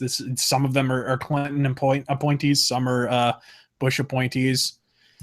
Yeah. But what I mean is, would there be a single conservative judge elected in a court that would be elected by Californians? No, you make a good point. There are absolutely benefits and hazards to making it elected. I mean, one of the reasons the Supreme Court is not elected is because they didn't want it to turn into a political farce, which is ironic because by shielding it from electoral oversight, they turn it into even more of a political farce, because now they literally can operate with impunity. There's nothing the electorate can do to keep them in check. I don't think there's, again, one of the reasons I think the judiciary branch of the government is so completely off the chain is because there's fewer checks and balances. I mean, what can even the Senate do really to indemnify the power of the judiciary? I'm not even clear on that. I think the president can maybe hold them in contempt or something. They can maybe have them removed. I'm not even entirely sure what the checks and balances are on the Supreme Court. It seems to me the Supreme descriptor is pretty accurate. Yeah. Yeah. But that's where term limits would really help. But I think that's where they have helped historically because people were dying off, like I said before. Like you die from a random illness or something far more often than people die off now. And I think that kind of gave a check and balance to the Supreme Court in and of itself. Yeah, because they weren't lasting, into their hundreds and falling asleep at the fucking bench. Yeah. Yeah. That's what I'm saying. How many people get a job for life? That doesn't happen. And he used to. Well, John McCain. He's not even alive technically, is he? He's got a replacement heart. How many times has he had that thing replumbed? I think he's animatronic myself. I really do. We can use the old Hideo Kojima logic. It's nanotechnology. Yes. But I do if you guys don't mind moving along from politics, I would actually like to. Yeah. I would want to talk about music. I have to ask you a question because the question has been requested of me to ask you for your opinion on Lamb of God. Yeah. What do you think about them? I've only recently heard of them, so I'm kind of like, They're kind of a modern Pantera, and I'm no big Pantera fan. But I'm not a Pantera guy. Although I do ironically, I like a lot of their 80s hair metal type stuff is pretty good. That Pantera is pretty cool. But by the 90s, with the jean shorts and the half mohawk and what the fuck am I looking at? The 90s. Yeah, oh god, douchebag Daryl, and no, thank you, dude. No, I'm not even kidding. I know I'm about to profane a dead man's memory, but Shots fired, no pun intended. The day douchebag Daryl was shot, I framed the issue of Rolling Stone that said he was dead. That's some hardcore shit, man.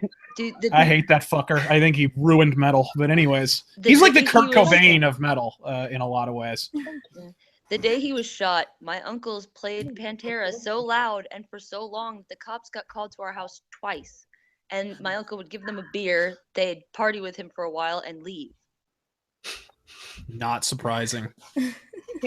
Well, you live in Arizona, so you know all of the super famous musical people that we have out here, including whatever that fucking dude's name is from Limp Bizkit, I think, or what is it, Linkin Park? Oh yeah, Chester. That owns the, yeah.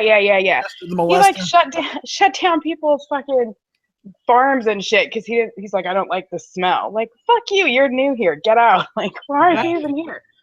But he did, and he owns this like the tattoo place that does the shitty tattoos that fade. Yeah, but then we have really cool musicians like, you know, Alice Cooper and Rob Halford, who are actually like chill, and you know, Alice Cooper's got a really good restaurant downtown.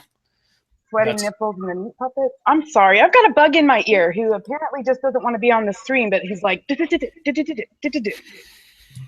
sweaty meat puppets. Trying to square Alice Cooper in restaurant. Sweaty nipples and meat puppets. No, dude, you will square Alice Cooper in restaurant immediately if you actually eat there. Especially if you're a big beer fan. I'm not a beer guy. I don't drink, but I've heard their house brew is really, really good too. Speaking of which, no, Alice Cooper is weird. He's like a born-again Christian. Yeah. So you feel really weird about being like, hey, remember that time you bit the head off of that or whatever? Or if you're that was Ozzy Osbourne. Yeah, he gets pissed about that too, by the way. Alice in the chicken. Yes, he threw the chicken into the audience and they fucking shredded it and freaked him out. Like, they actually freaked him out. He was like, holy shit. But that was fucking insane. But he gets really buggy if you ask him about shit like that. He gets kind of tired of it. It's pretty funny. But who's the other guy? I guess somebody from Meat Puppets lives here. I don't know. If you just want on the stream, just get on the stream. It's driving me crazy. No, there are a lot of rock stars. I have my own fangirl for you. Like there are a lot of rock stars here who like retire here or just move here because they like it. Rob Halford moved here in the 80s because of the gay scene. You know, which is something that a lot of people don't realize. We're such a super mondo conservative state. We have one of the most active gay scenes in the whole country, which is interesting. I actually have a funny story about Rob Halford and the gay scene, but I'll save that for another day. No? Tell us, Grandpa. Tell us the story of Rob Halford. It dovetails into the Michael Jackson pedophilia, if that helps. Oh, this is great. Yeah, so I had a manager at a comic store I worked at. Who had a roommate who was a gay dude. And they lived out in Scottsdale. I refer to it as Snobsdale. And there was a gay bar out there called the Pump House. And that's a solid name for a gay club. And no pun intended. Very subtle. So she goes there with her gay roommate and they go up to the bar or whatever, and immediately she realizes that Rob Halford is there. He doesn't recognize him. He's this dude in like his 20s, but he looks like he's about 14. And Rob Halford sees him, and it's like if you could have drawn the little dotted line from his eyeballs, it would have gone straight to the guy's package. And he like beelines for him and whatever, and he's just slobbering all over the dude and whatever. They exchanged numbers, and somehow he finds out his address or kind of a rough approximation of where he lives. But you know, her roommate's kind of weirded out because he doesn't know Judas Priest or Rob Halford or anything. He's just a gay dude at a gay bar. And so they go back home. They have their fun. They go back home. Like 3 days later, doorbell rings at 3 a.m. And they open the door, and it's Rob Halford. Rob fucking Halford. Shit-faced. I mean, just shit-hammered. And he's like, where's blah, blah, blah. I forget what the guy's name was. He's looking for the dude at fucking 3 o'clock in the morning. So, Rob Halford apparently is into the youngins. Yeah. Your friend did they see each other? Looks like y'all are rocking on. If you can hear me, I'm having a little technical difficulties with my sound. I'll break back in as soon as I can. Yeah, you're cool. No, I at least now I know who Rob Halford is thanks to Google. It's like, how can you? That's how with it I am. I'm afraid. Fellow countrymen, come on, Judas Priest. Big deal. I know. You see why I'm like stroking out over here, because he's like, who, what, and he's British. How do you not know these people? I was like, who's Keith Moon? I mean, what? He's. I will cut you. And Rob Halford again. Interesting. I don't know what it is about Arizona rock stars. He too is a born again Christian, like Alice Cooper. Didn't he get into trouble with, some kind of court case where they were playing records backward? Oh yes, in the late '80s and early '90s, there was that big witch hunt about the two kids blew their heads off with shotguns, and they were listening to Judas Priest. And they claimed that there were backward messages on the records, and they played that thing front to back about 90 different times, and nobody in the court was like, that does not. It sounded like absolutely nothing. I remember seeing these clips, and you had these very earnest lawyers sort of telling them, listen closely. What they're saying is here, smoke marijuana. And all you were listening to was something that sounded sort of they claimed there were subliminal. They claimed there were subliminal duets. They tried that with Pink Floyd and with Black Sabbath too, didn't they?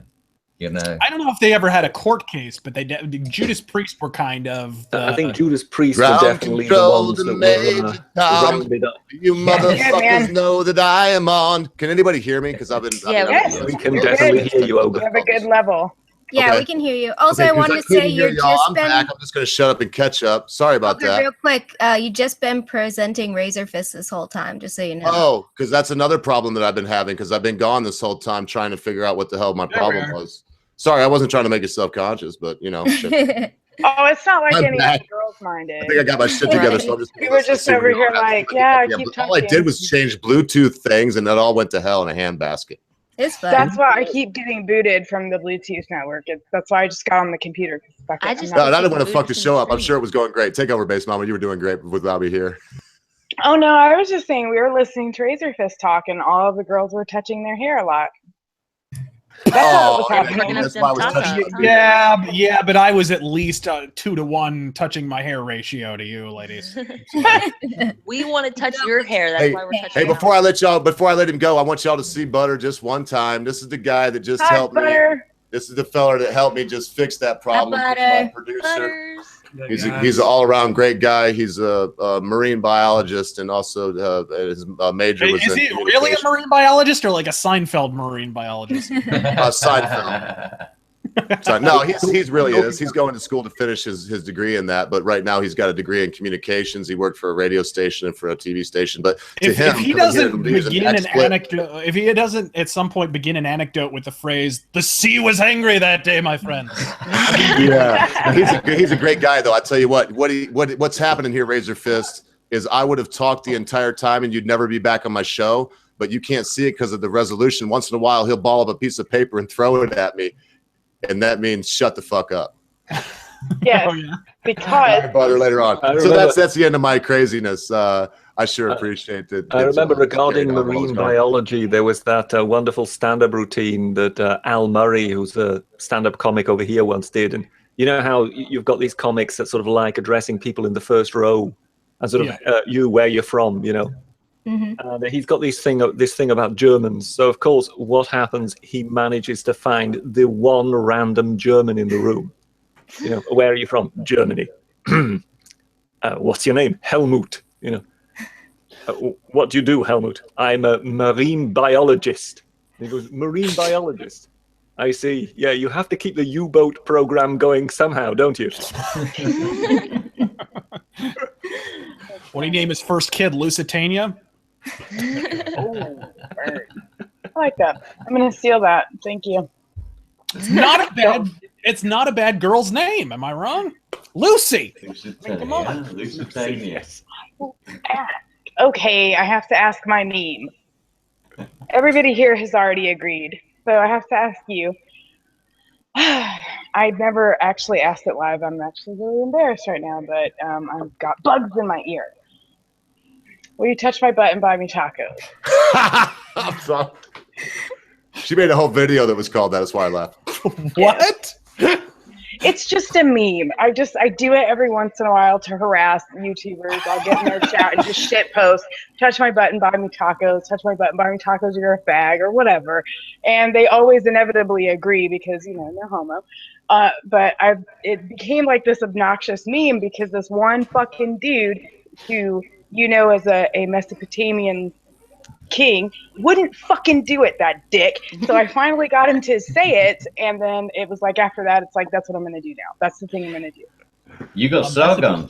Are we talking about Sargon? Yeah. We're not talking about anybody. We're speaking in hypotheticals right now. I'm just wondering what "touch my butt and buy me tacos" sounds like in an English accent now. Go ahead, Britisher. Go for it, you guys. I know. Will you please touch science. my butt and buy me tacos? It's so pleasant. Come on, one more, Cabbage. Come on, give it to us, baby. Would you kindly touch my ass and buy me tacos? Oh, like Cheeky Nando's. I like it. Hey, we tried to be serious in the first part of the show. Now you see the real us, Razor. And I got to say, the answer to that question, sir, because you live very close to her, is yes, ma'am. Well, here in Phoenix, you can trip and fall into a pile of tacos. It's just how it works. That's true. What about There's Birdos on every street corner.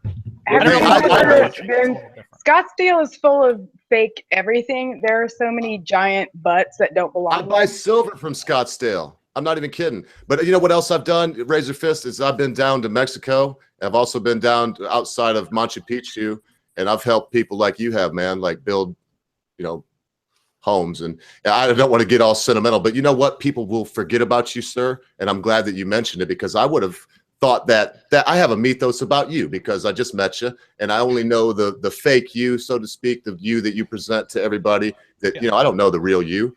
But then I seen that, man. And when you talked about that little girl and when you showed how that wall being built would help Mexico more than it would America, brother, it did something inside of my Jewish heart, my ogre heart.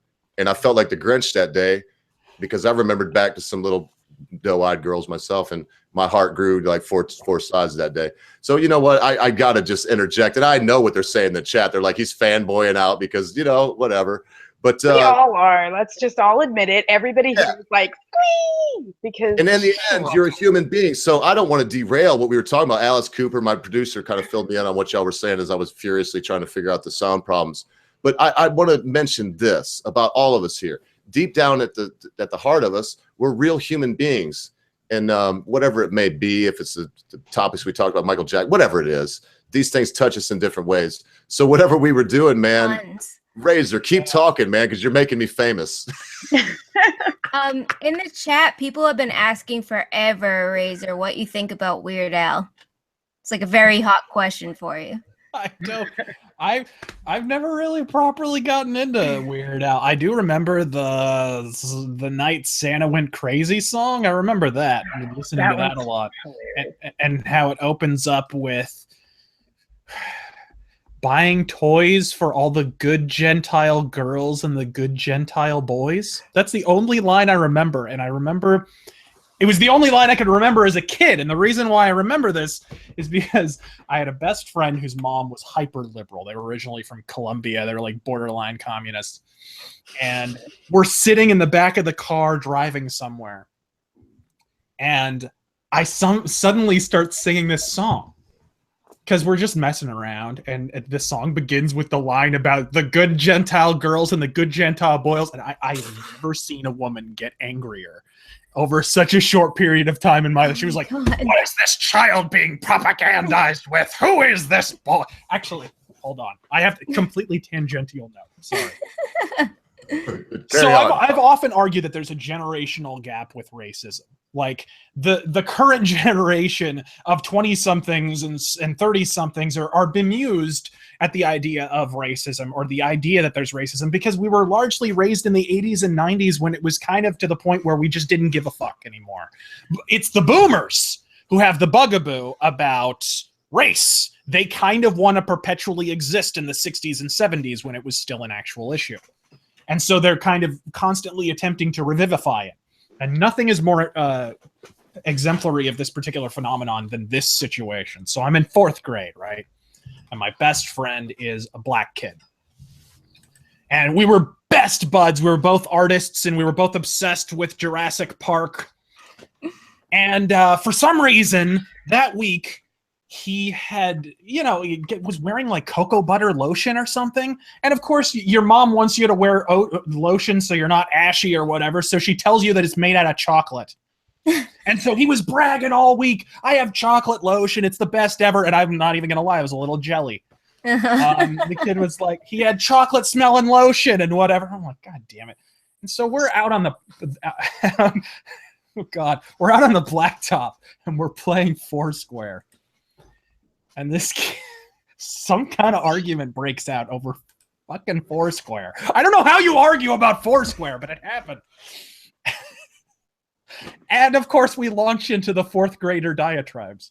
We're like, you wiener, you dingus, like little kid insults. And he said whatever insult he did of me.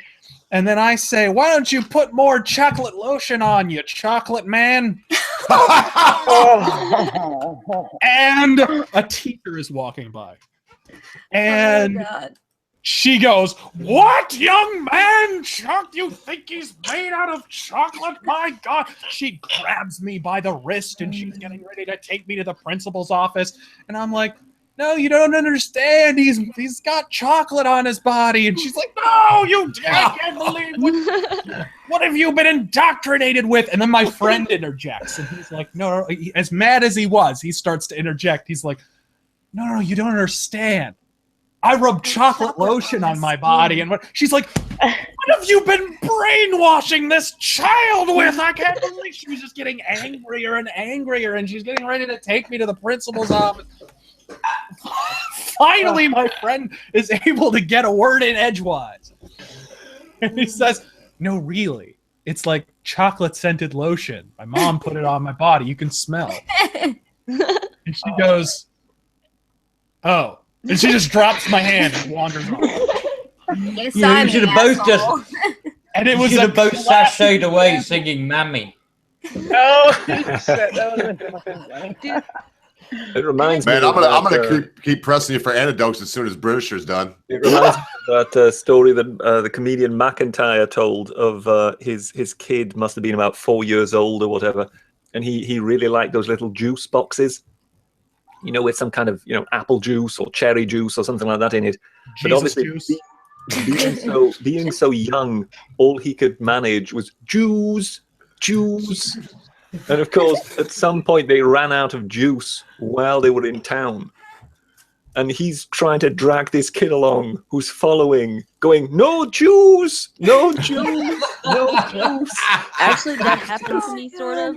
And you just got him wanting the earth to open up and swallow him because, of course, all the people looking at this terrible anti-Semite dragging his kid through the streets.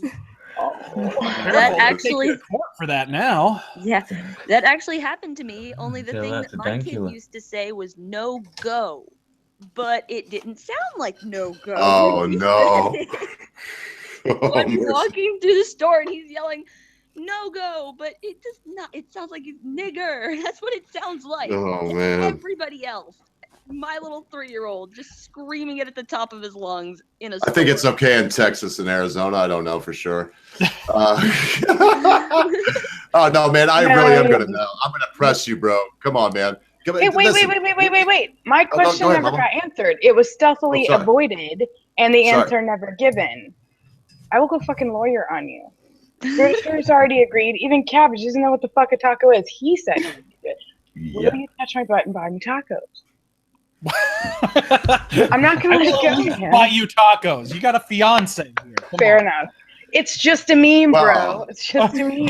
You don't have to squeeze the bug. You don't have to squeeze the Charmin, but you could touch it. Never mind. All right, we're moving on. She just wants it for a ringtone. I gotta give it to Mama. She is as badass as I am because I flirt with all the girls that come on the show just as brutally as she's flirting with you right now. But Cabbage has me though. This is like I just want it for my ringtone.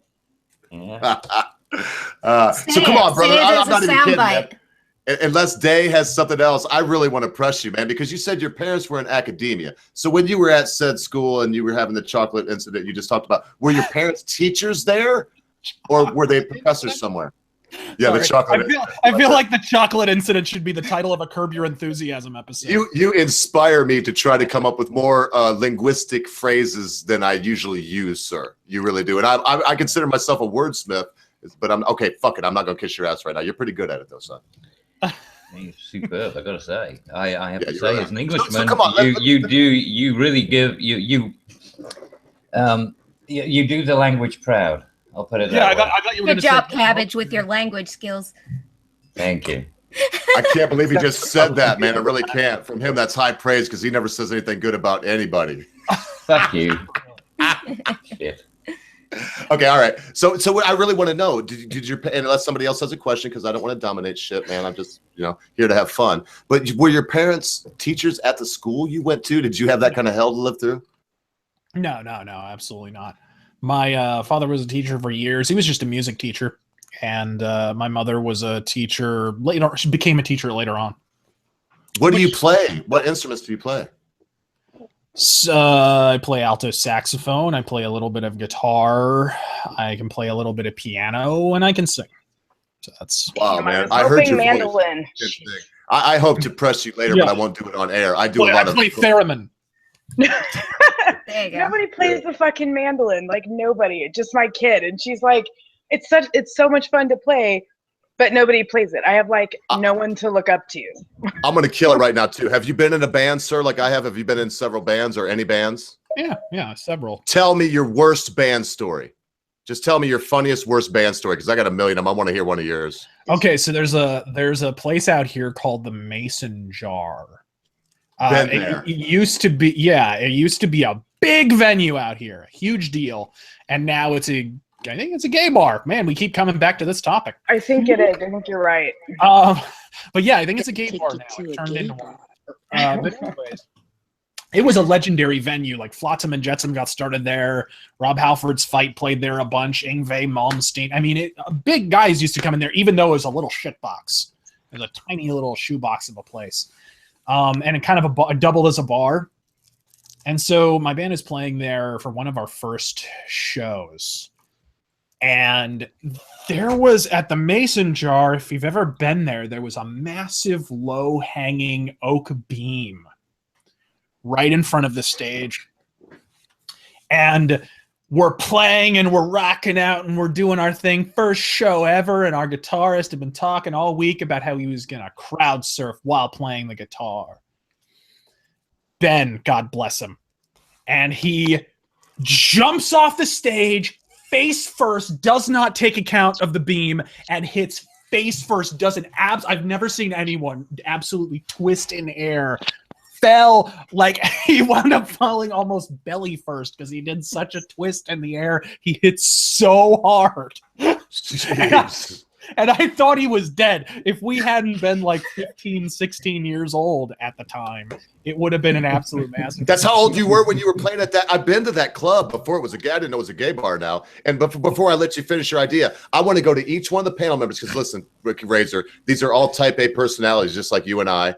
And I know they want to ask it, but I would like to ask everyone to restrict their next upcoming, except for Day, to restrict their upcoming questions to asking him an anecdote from his life, just because we have this opportunity and I kind of want to get to know the guy. So if that was it about the thing, so what did he do? Did he get up and play? Finish that thought. And then whoever's next with it, something from his life. Ask him a question about, No. The bassist had to play all the guitar parts. So he was game over. That was it. He was done. He came to shortly thereafter. But yeah, he was absolutely. He had a concussion. He gave himself a concussion, which was brilliant. It was absolutely brilliant. That's a way of finding out just how big your fan base is, isn't it? That's a hell of a way of discovering your fan base. I know exactly. So who's got a question for Razor about his life? Something where he can give us an anecdote, where he can just tell us a funny story. Anybody, man, don't leave it to me because I'll ask him 75 more things right now. I'd just like to know what he thinks the funniest experience of his life ever was. The one that actually, when you look back, it still makes you chuckle. I don't. Maybe when I went rappelling in Tennessee, I was doing volunteer work in Kentucky, And either on the way there or on the way back, I forget which, we stopped by this place called like the Tennessee Adventure Company or something. Anyways, no, that was in Kentucky. That's right. In Kentucky, there's like this mountain called Apple Core Mountain or Apple Mountain, something to that effect. And it's called that because it's shaped like an apple core. It's weird. It's like there's a giant cliff and it kind of builds up like to this big, I don't know, this big butte on top, essentially. It's bizarre. So where we were volunteering, we were literally putting up the first telephone poles in Kentucky, which gives you an idea of how far behind the curve some of their more agrarian populations are. And so while we were there, we decided to try rappelling. And of course, there being a giant cliff on one side of the mountain because it's shaped like a damn apple core, we decided to rappel down that. I had never rappelled in my life, never done anything. But the thing about rappelling is going down is not that scary. It's going off the edge of the cliff. For those who don't know about rappelling, you like start up standing up and you have the rope and you kind of have the carabiner there and you pull the rope and whatever. And you got your brake in your right hand. I've done it a few times. Go ahead, man. Yeah, I know what you mean going over the edge. Yeah, you have to, like, with your right hand, you have to pull it over here to slow down and pull it back to go faster. And so you kind of have to sit. Like, you have to just basically head to the edge and then sit down as you're doing the rappelling. But the problem was, it was a massive cliff. And like I said, it's shaped like an apple core. So the cliff is like this. I'm like Wile E. Coyote going down this thing. It's fucking ridiculous. So, like, how are you supposed to step? Like, I'm not Andre the Giant. My legs don't reach that far. And I'm like 13 years old at this point. And so the first step, I immediately realized something is going wrong. I'm like heading over the side and I'm sitting down. I'm in my seated rappelling position and I'm feeling like Sylvester Stallone in Cliffhanger. And I sit just a little farther. I'm like, well, my foot can't really reach, so I'll just sit a little farther. Big mistake. I wind up then you went vertical. Inverting. I go down the cliff completely unerringly goddamn backwards. I was looking at the ground the entire time. This is coming out way too fast. No, you're lucky you had that break because you would. Anyway, I know what happened to you. It's called a flipper. That's what we call it. I've been cliff jumping and cliff climbing for a long time. But so what happened? I mean, did anybody save you? Just went right to the bottom? You thought you were going to die. I know that. There were, we were smart enough to have people at the bottom who were holding the rope and making sure that they could control your descent a little bit and whatever. But still, I had to go down, like, I don't know how many feet it was. Way too many feet, cliff, upside down, looking at the ground as it approached me. It was like skydiving. It was not fun. Not all right, somebody else has something they want to hear from him, and I'm going to fire you one right after the other, Razor Fist, because you got a brain like a steel trap and you can handle it. And I don't know how long you're going to stay, so I want listen, bro. I'm going to cut this up. I don't know how long the show is. As long as you stay here, we'll be here. And I want to give you an open invite right now. We are booked up for about the next 4, which is 2 months.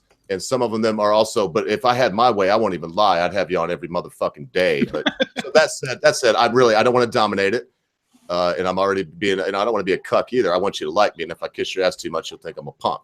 So somebody else, man, we just heard that was actually, right? What? Yeah, man, I'll give you a reach around. I guarantee you.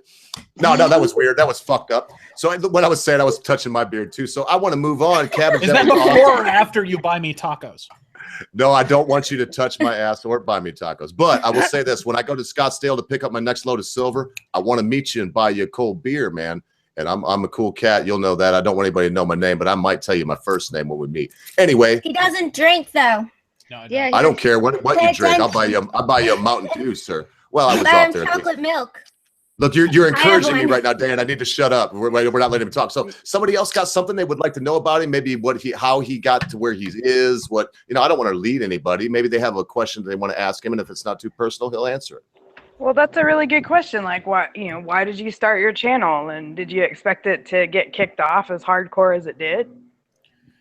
No and no. Like I said, I was when Ogre was telling me his channel has like 300 subscribers or whatever in a few months, my channel only had like 200 for like the first year. You know, when you say every game sucks for a solid year, you're not going to accrue the largest fan base. But that's a good basis. You said something about not kissing people's butt, bro, and I can't believe I'm where I'm at right now because I don't pander. I wear this. I'm not going to go there, but I continue, so I shut up. He has got great intro clips. That's what made by the Britisher, I might add. So you were saying before I read you off, brother. No, so you had no idea. Mm-hmm. I started out, the first episode was just, I was writing, oh God, this is going to date me like a motherfucker. I was writing a series of blogs on MySpace, that were just rants about daily life or whatever. And it was really just to entertain my friends, you know, because that's all that's on your MySpace. And so like friends that I had worked with or people that I knew from school were just laughing at him and whatever. And so one day I decided I got a DVD copy of the Stallone cinematic opus Cobra from '86, which was fucking badass. That's one of my why I wear the aviators. Yeah, the first episode I wore the aviators in a tribute to Stallone, right? So I'm reviewing this movie, and I'm realizing as I'm typing it, I'm like, this would be way better if you could see what I was talking about. Like, because I knew how to edit audio, but I didn't know anything about video editing. Luckily, I had a friend who I'd worked with at GameStop who did, and he lived right across the goddamn street. So I was like, shit, I'll ask him if he wants to do it. And so we literally cut this thing together, intending only to upload it to MySpace's, you know, shitty proprietary video player. To make my friends laugh. And at some point he was like, we should give this a name. I was trying to be cutesy and intellectual, and I was coming up with like 9-syllable names, the human travails of human existence or whatever the fuck. And he's like, yeah, he's like, shut the fuck up and call it the Rageaholic, because that's all you're doing. Man. And so you didn't make that up. Somebody gave you that name. That's a good one, brother, for you. Yeah, no, that was my video editor. He's half of what makes the show work, at least. I'm gonna say seriously. I mean, everything you say, I can't find fault with anything. I mean, seriously, and that again isn't kissing your ass, but that one that you did about the. Seriously, that one that you did with, when you were sitting in for Sargon, the one about the Fabergé eggs, man, yeah, that was fucking beautiful. That was hilarious. Coming from him, I can't tell you enough. Coming from him, he never says anything good about anybody, man. I'm not even joking. The whole panel knows. Seriously, you gave me gut-busting laughs. Yeah. Anyway, so how did you come up with that? If you want to talk about that Fabergé egg thing, come on, let us have a peek inside of the crazy fucking mind you got. Well, that was right around the time the Elliot Rodger thing was kind of popping off, and I remember everyone's always in a rush, it seems like, in the media to ascribe blame whenever one of these incidents takes place. Oh, let's regulate guns. Let's regulate this. We have to mandate that parents spend X number of minutes with their child every day. I mean, it's going to get ridiculous before it gets less ridiculous. Fortunately, with Trump in the White House, hopefully we'll be able to swing the pendulum in the opposite direction a little bit here. But, you know, it seemed like every single time one of these, there was just this rigmarole that we seemed to be going through.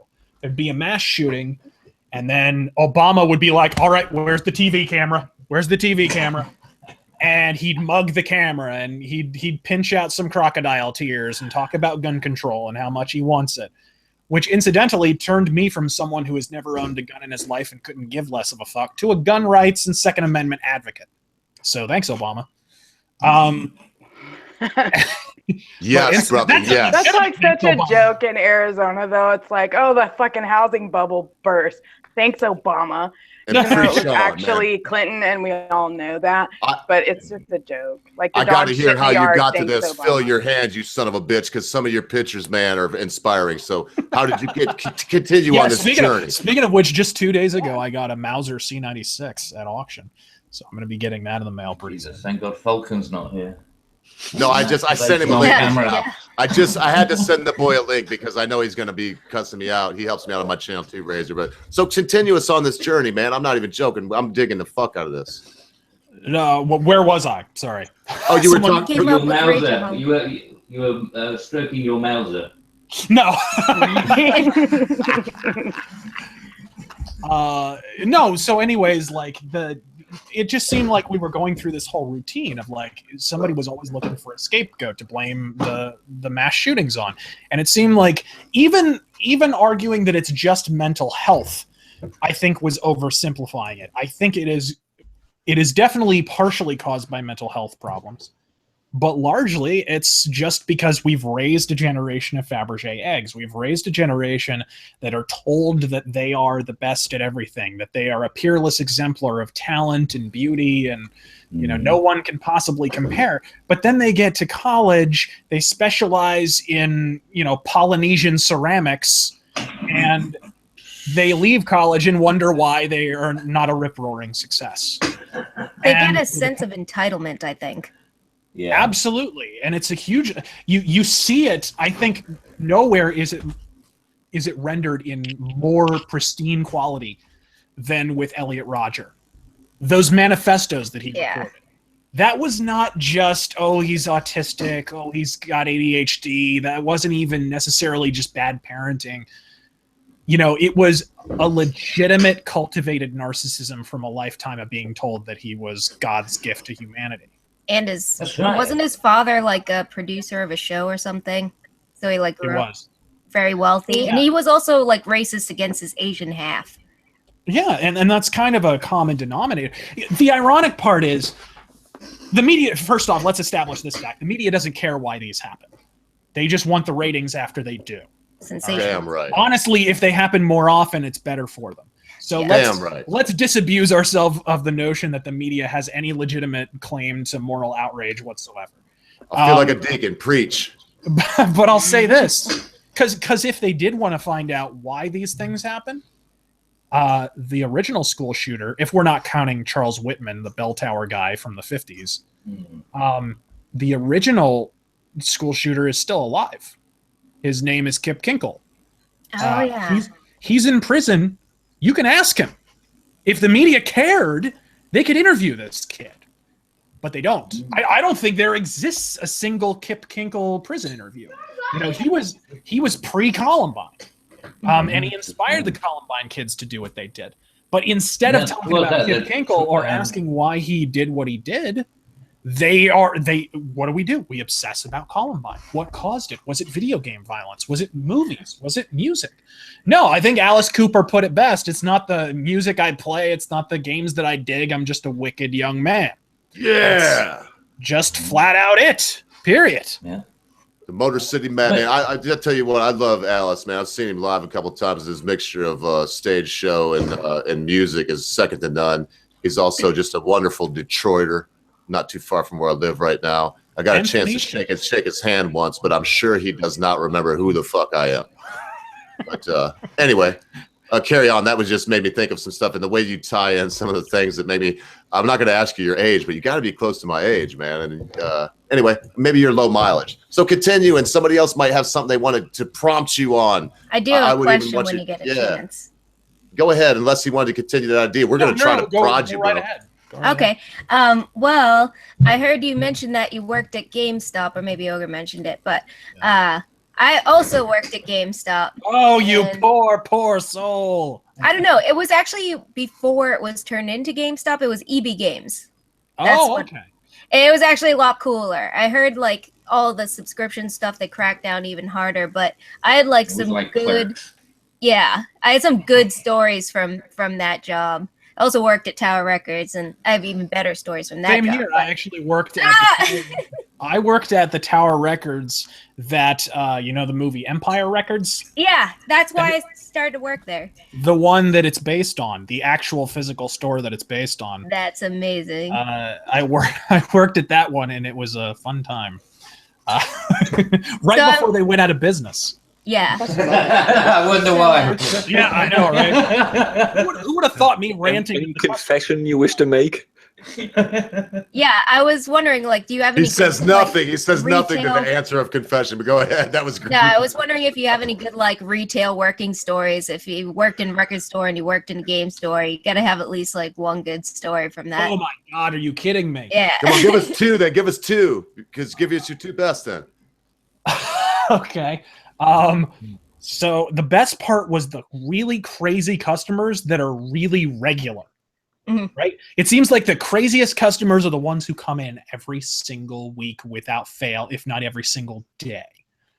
And because the really normal people, you know, they're like, oh, maybe once a month, whatever. So we had this customer at this was actually at the comic book store. We called him Latex Fur. And here's why. He was this great big fat guy, and he had a big fro, white dude. And he would come in with this mute dude in like a biker jacket who didn't wear a shirt under it, and he wore like a collar. He was like a bondage gimp. I don't know what was going on. And so Latex Fur one day, the way he acquired his nomenclature is he walks into the store and he would always have some scheme. He was always cooking something up. And we're pretty sure he was schizophrenic. He would walk up to the counter and he'd be like, so I got a new idea, guys. And my manager's like, what's the idea? Because he would always humor him because it was always wind up brilliant. And he's like, I invented a fur coat. And I'm like, what's the fur coat? Why? That's not really an invention. He's like, you don't understand. You don't understand.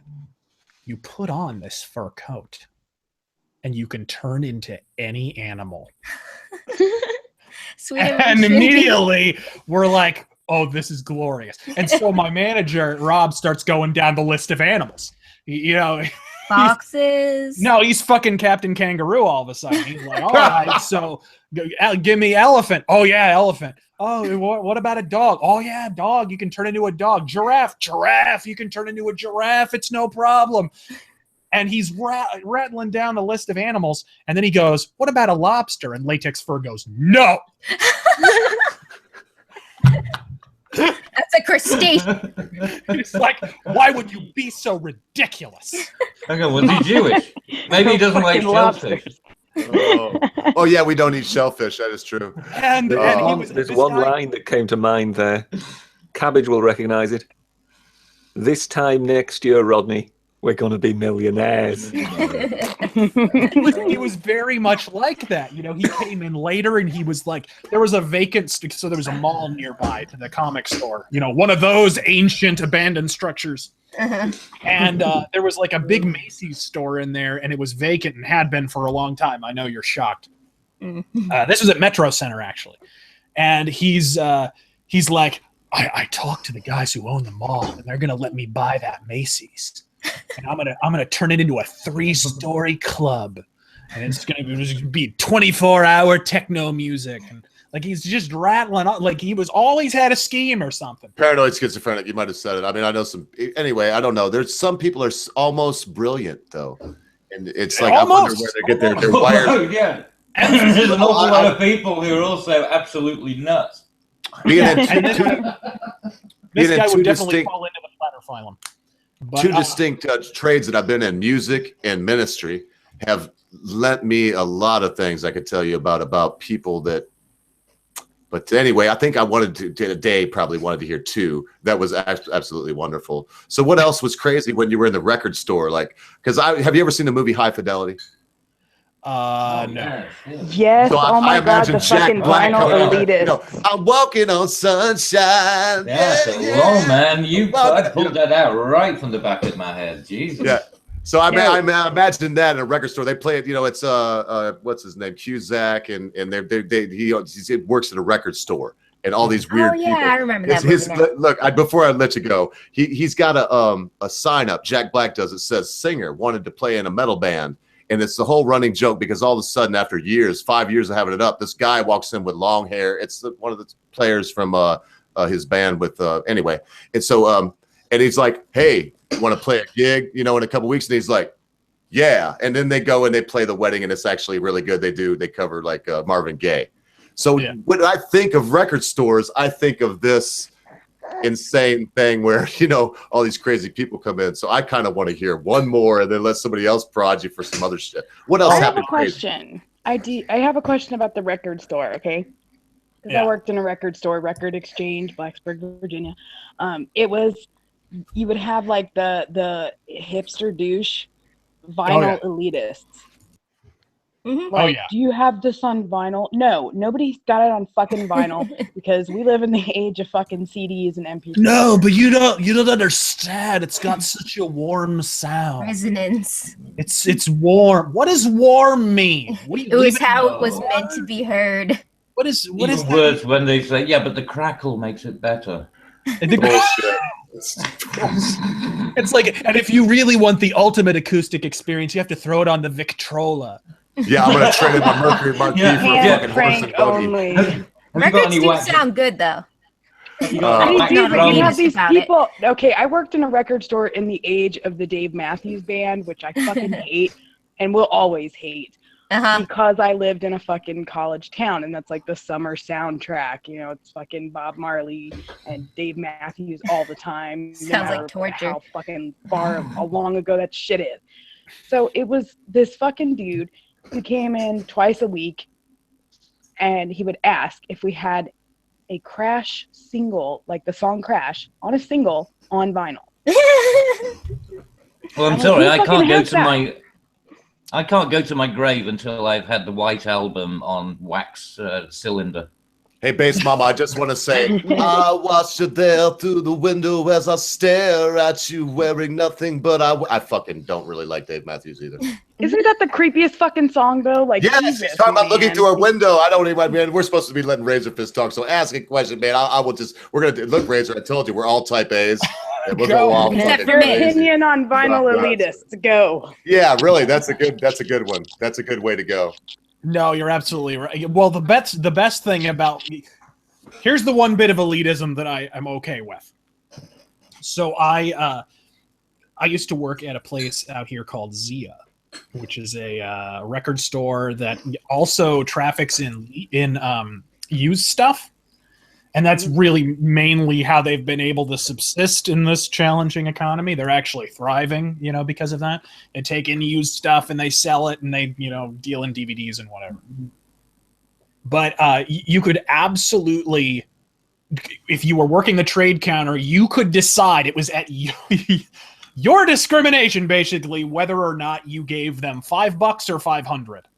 You got to decide the price. Damn. Oh, pay as you feel. Yeah, it was fantastic. I mean, there was kind of a price in the computer, but you got to decide ultimately. Mm-hmm. So, the dudes would walk up and if somebody came in with 3 CDs and it's clear that they were their CDs and whatever, you'd be more than happy to give them the full value, if not more. And whatever, give them their store credit and send them on their way. If someone comes in tweaking, you might change the price. Exactly. There were these crackheads.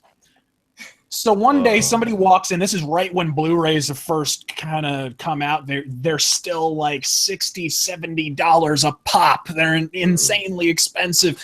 And a dude walks in one day and just grabs an armload of Blu-rays and runs out. Oh. And then he comes back and tries to sell them. Oh. He sends his friend in, who I've seen him in the store with before. And he's got meth sores all over his face, and he's a looker. And he had some incomprehensible Russian name. And he puts down the ID and whatever, and Pavel Chekhov or whatever the fuck it was.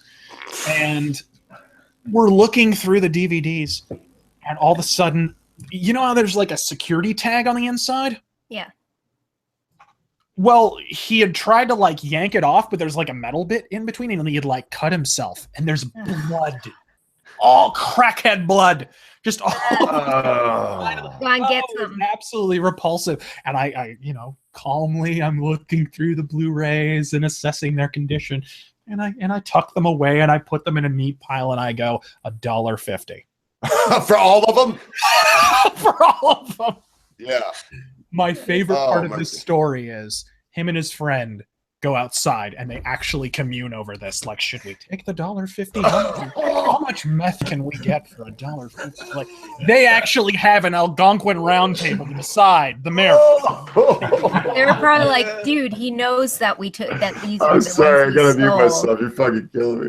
Should we take it and not get me there was arrested? junky blood in the thing that you're looking at. You're actually seeing the blood. I'm sorry, man. Hepatitis Central. Jesus, you'd have probably got sued for selling the damn things again. Oh, yeah. Hey, I got to tell you something. When I was young, there's a return where I'm at right now, and we came from down south to come up here in the summertime sometimes. And so, listen, this is a true story. So I did swipe some bottles from the store owner of the local store because they were 10 cents a piece that weren't returnables, and did go there and try to take them in. But in my defense, I was 7 years old, and he beat the shit out of me, and then my dad beat the shit out of me. But the whole stealing the Blu-rays and bringing them back, I mean, it's the gall of people. It is the gall of humanity sometimes that really gets me. I only ever shoplifted accidentally one time as a little kid. I was looking at a pack of Bubblicious at frickin' Food City. And you know, I'm like, grape chewing gum? What is this wild new innovation? And like I said, I'm 7 years old, and I just had it in my hand. And then, you know, classic kid move, I start looking at magazines, and I'm not even paying attention. I've still got this thing in my hand. I wander out of the store. I'm like halfway down the freaking out into the parking lot, and I'm like, hey, wait a minute. Only time I ever shoplifted in my life. That's the most benign story ever. Well, and that is the only time I've ever stolen anything, what I just said, because, I mean, I learned my lesson, and that sounds like you. I was going to show, I don't smoke cigarettes, but I got 2 lighters, and I could pull up like 50 more because I do smoke something else, but, you know, I don't only need to strike it once, you know, every so often. And so I end up being like, I'll be like, you got a light, bro? And somebody that smokes, and when I don't even mean it, I'll go just like this. You're a lighter thief. And I'll go just like this, right in my pocket, right in front of you. And I don't even know I'm doing it. And 9 times out of 10, the person will watch me. So that's the only that every fucking smoker hates because they go out for another one and they're like, where the fuck is my lighter? That motherfucker. I'll come back from a party and I've got 20 lighters like in various pockets. And I'm like, oh, fuck. They're back there right now going, the ogre. I'm not going to say my real name. They're calling me preacher, really, is what they would call me. They'd be like, fucking preacher, man. Oh, you know, I can assure you they'll be using a lot more descriptive words than that. Yeah. Oh, yeah. But, man, this is still very interesting to me. So I don't know if there's another aspect of your life somebody wants to know about, because we've talked about you've been in bands, people knocked themselves the fuck out and did this other stuff. I mean, is there something else somebody wants to lead this in? Or Razor, do you want to tell us an anecdote just off the... I actually have to take off soon if you guys want to. Okay, fucking A, man. I'll ask right now. But before you go, with the last thing, if you'll do this, and I'm going to tell you, if you see I had a video, and I doubt you watch my shit, but if you do, get it, watch it. It's actually badass like yours. I think you'd enjoy it. I'm trying to impress people like you. And I did show on my channel, James Wood watched one of mine and was like, well done, bro. You know, I can't endorse you because you suck, and I'd have to endorse everybody else, but thank you, well done. And he did tell me I can share that. Was when Don Dawkin watched my Dawkin mythos. Fucking A, man. That trumps my shit for sure. And said, fuck yeah, dude. I'm like, oh my God. So whenever you're going to go, though, if you say, God, fucking speed, just like you do, what I'll do is I will cut that in front of my outro for the next 2 weeks till we have our next guest. I would love that, man. It'd be the world to me. Are you ready? Are you clenched? Yeah, and not only that, hey, man, I'm giving you my email, and if you care to, email me. If you don't, I'll fuck off and hope to see you sometime soon in the future. If not, in the next life, brother. Okay. Or I could just follow you on Twitter and whatever. Or that, whatever. Or I could be a lazy cunt and click a button, you know. Oh, I'm done pestering, man. If you're going to say your tagline, we won't keep One thing I would like to ask before you go, and that is, you know, given when one watches your video, one is just overwhelmed by the fluency and speed of what is coming at one. Were you always this fluent? Or did it take time to build up that level of fluency? No, and I don't know what it was. Well, actually, I have an idea. So in senior year in high school, I graduated early because I want to do really badly. I hated high school in a lot of ways. So I just I tried to enroll in this program called Summit. Here, I don't know if every high school offers this. I think it was vaguely experimental that year, but the idea was you enrolled in this program and you basically got to take classes at your own pace. And so you just sat at a computer and you just did your entire math coursework on a computer at whatever time you wanted to. And you had a shorter day, and it was, you could pass in a few weeks if you wanted to, which is what I did. But in order to enroll in this class, I had to, the proviso, I suppose, because it was experimental, was we're going to take your IQ at the beginning, because otherwise I never would have taken an IQ test. Take your IQ at the beginning, and then we're going to take your IQ at the end and see if it makes a positive impact, basically. So I'm like, all right, whatever. So I take the IQ test, and I forget what it was, like 140s or something. And I do the class, and it takes several months. I finished my coursework so fast that I basically just had to go to school and just dick around, which was a big mistake. So I was basically done. I basically finished everything, and then, so I'd ask to do the devil's work, don't they? Yes, I would. I kept, I found a way. They had rigged up the computers so they couldn't go on the internet, or they couldn't. I found a way around it. I was like, I hacksawed the computer and found a way to just browse the internet. And it wasn't like anything bad. It was just like, checking music websites and video game websites and whatever. And the teacher kept catching me. And I was like, I'd say, oh, I'm sorry. She got so pissed, sent me off to the principal's office and whatever. And as I'm headed to the principal's office, I see some friends because it's lunch hour. Some friends that I had been in class with before I entered this program, and I'm just chilling, I'm shooting the shit. And unfortunately, the table they were at was, directly overlooking it was the principal's office, a giant, panoramic window. She was like Dr. Evil. And the principal comes sauntering on out, and she's tired of my shit.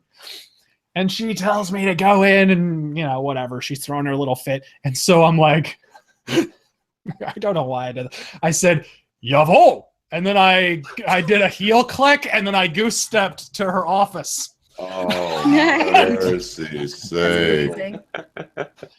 You didn't really do that. I was going to say, you got in trouble for that one. So I got expelled. Oh my God. I still got to graduate because I had already finished everything. Good thing. But I was expelled. I got mailed my diploma.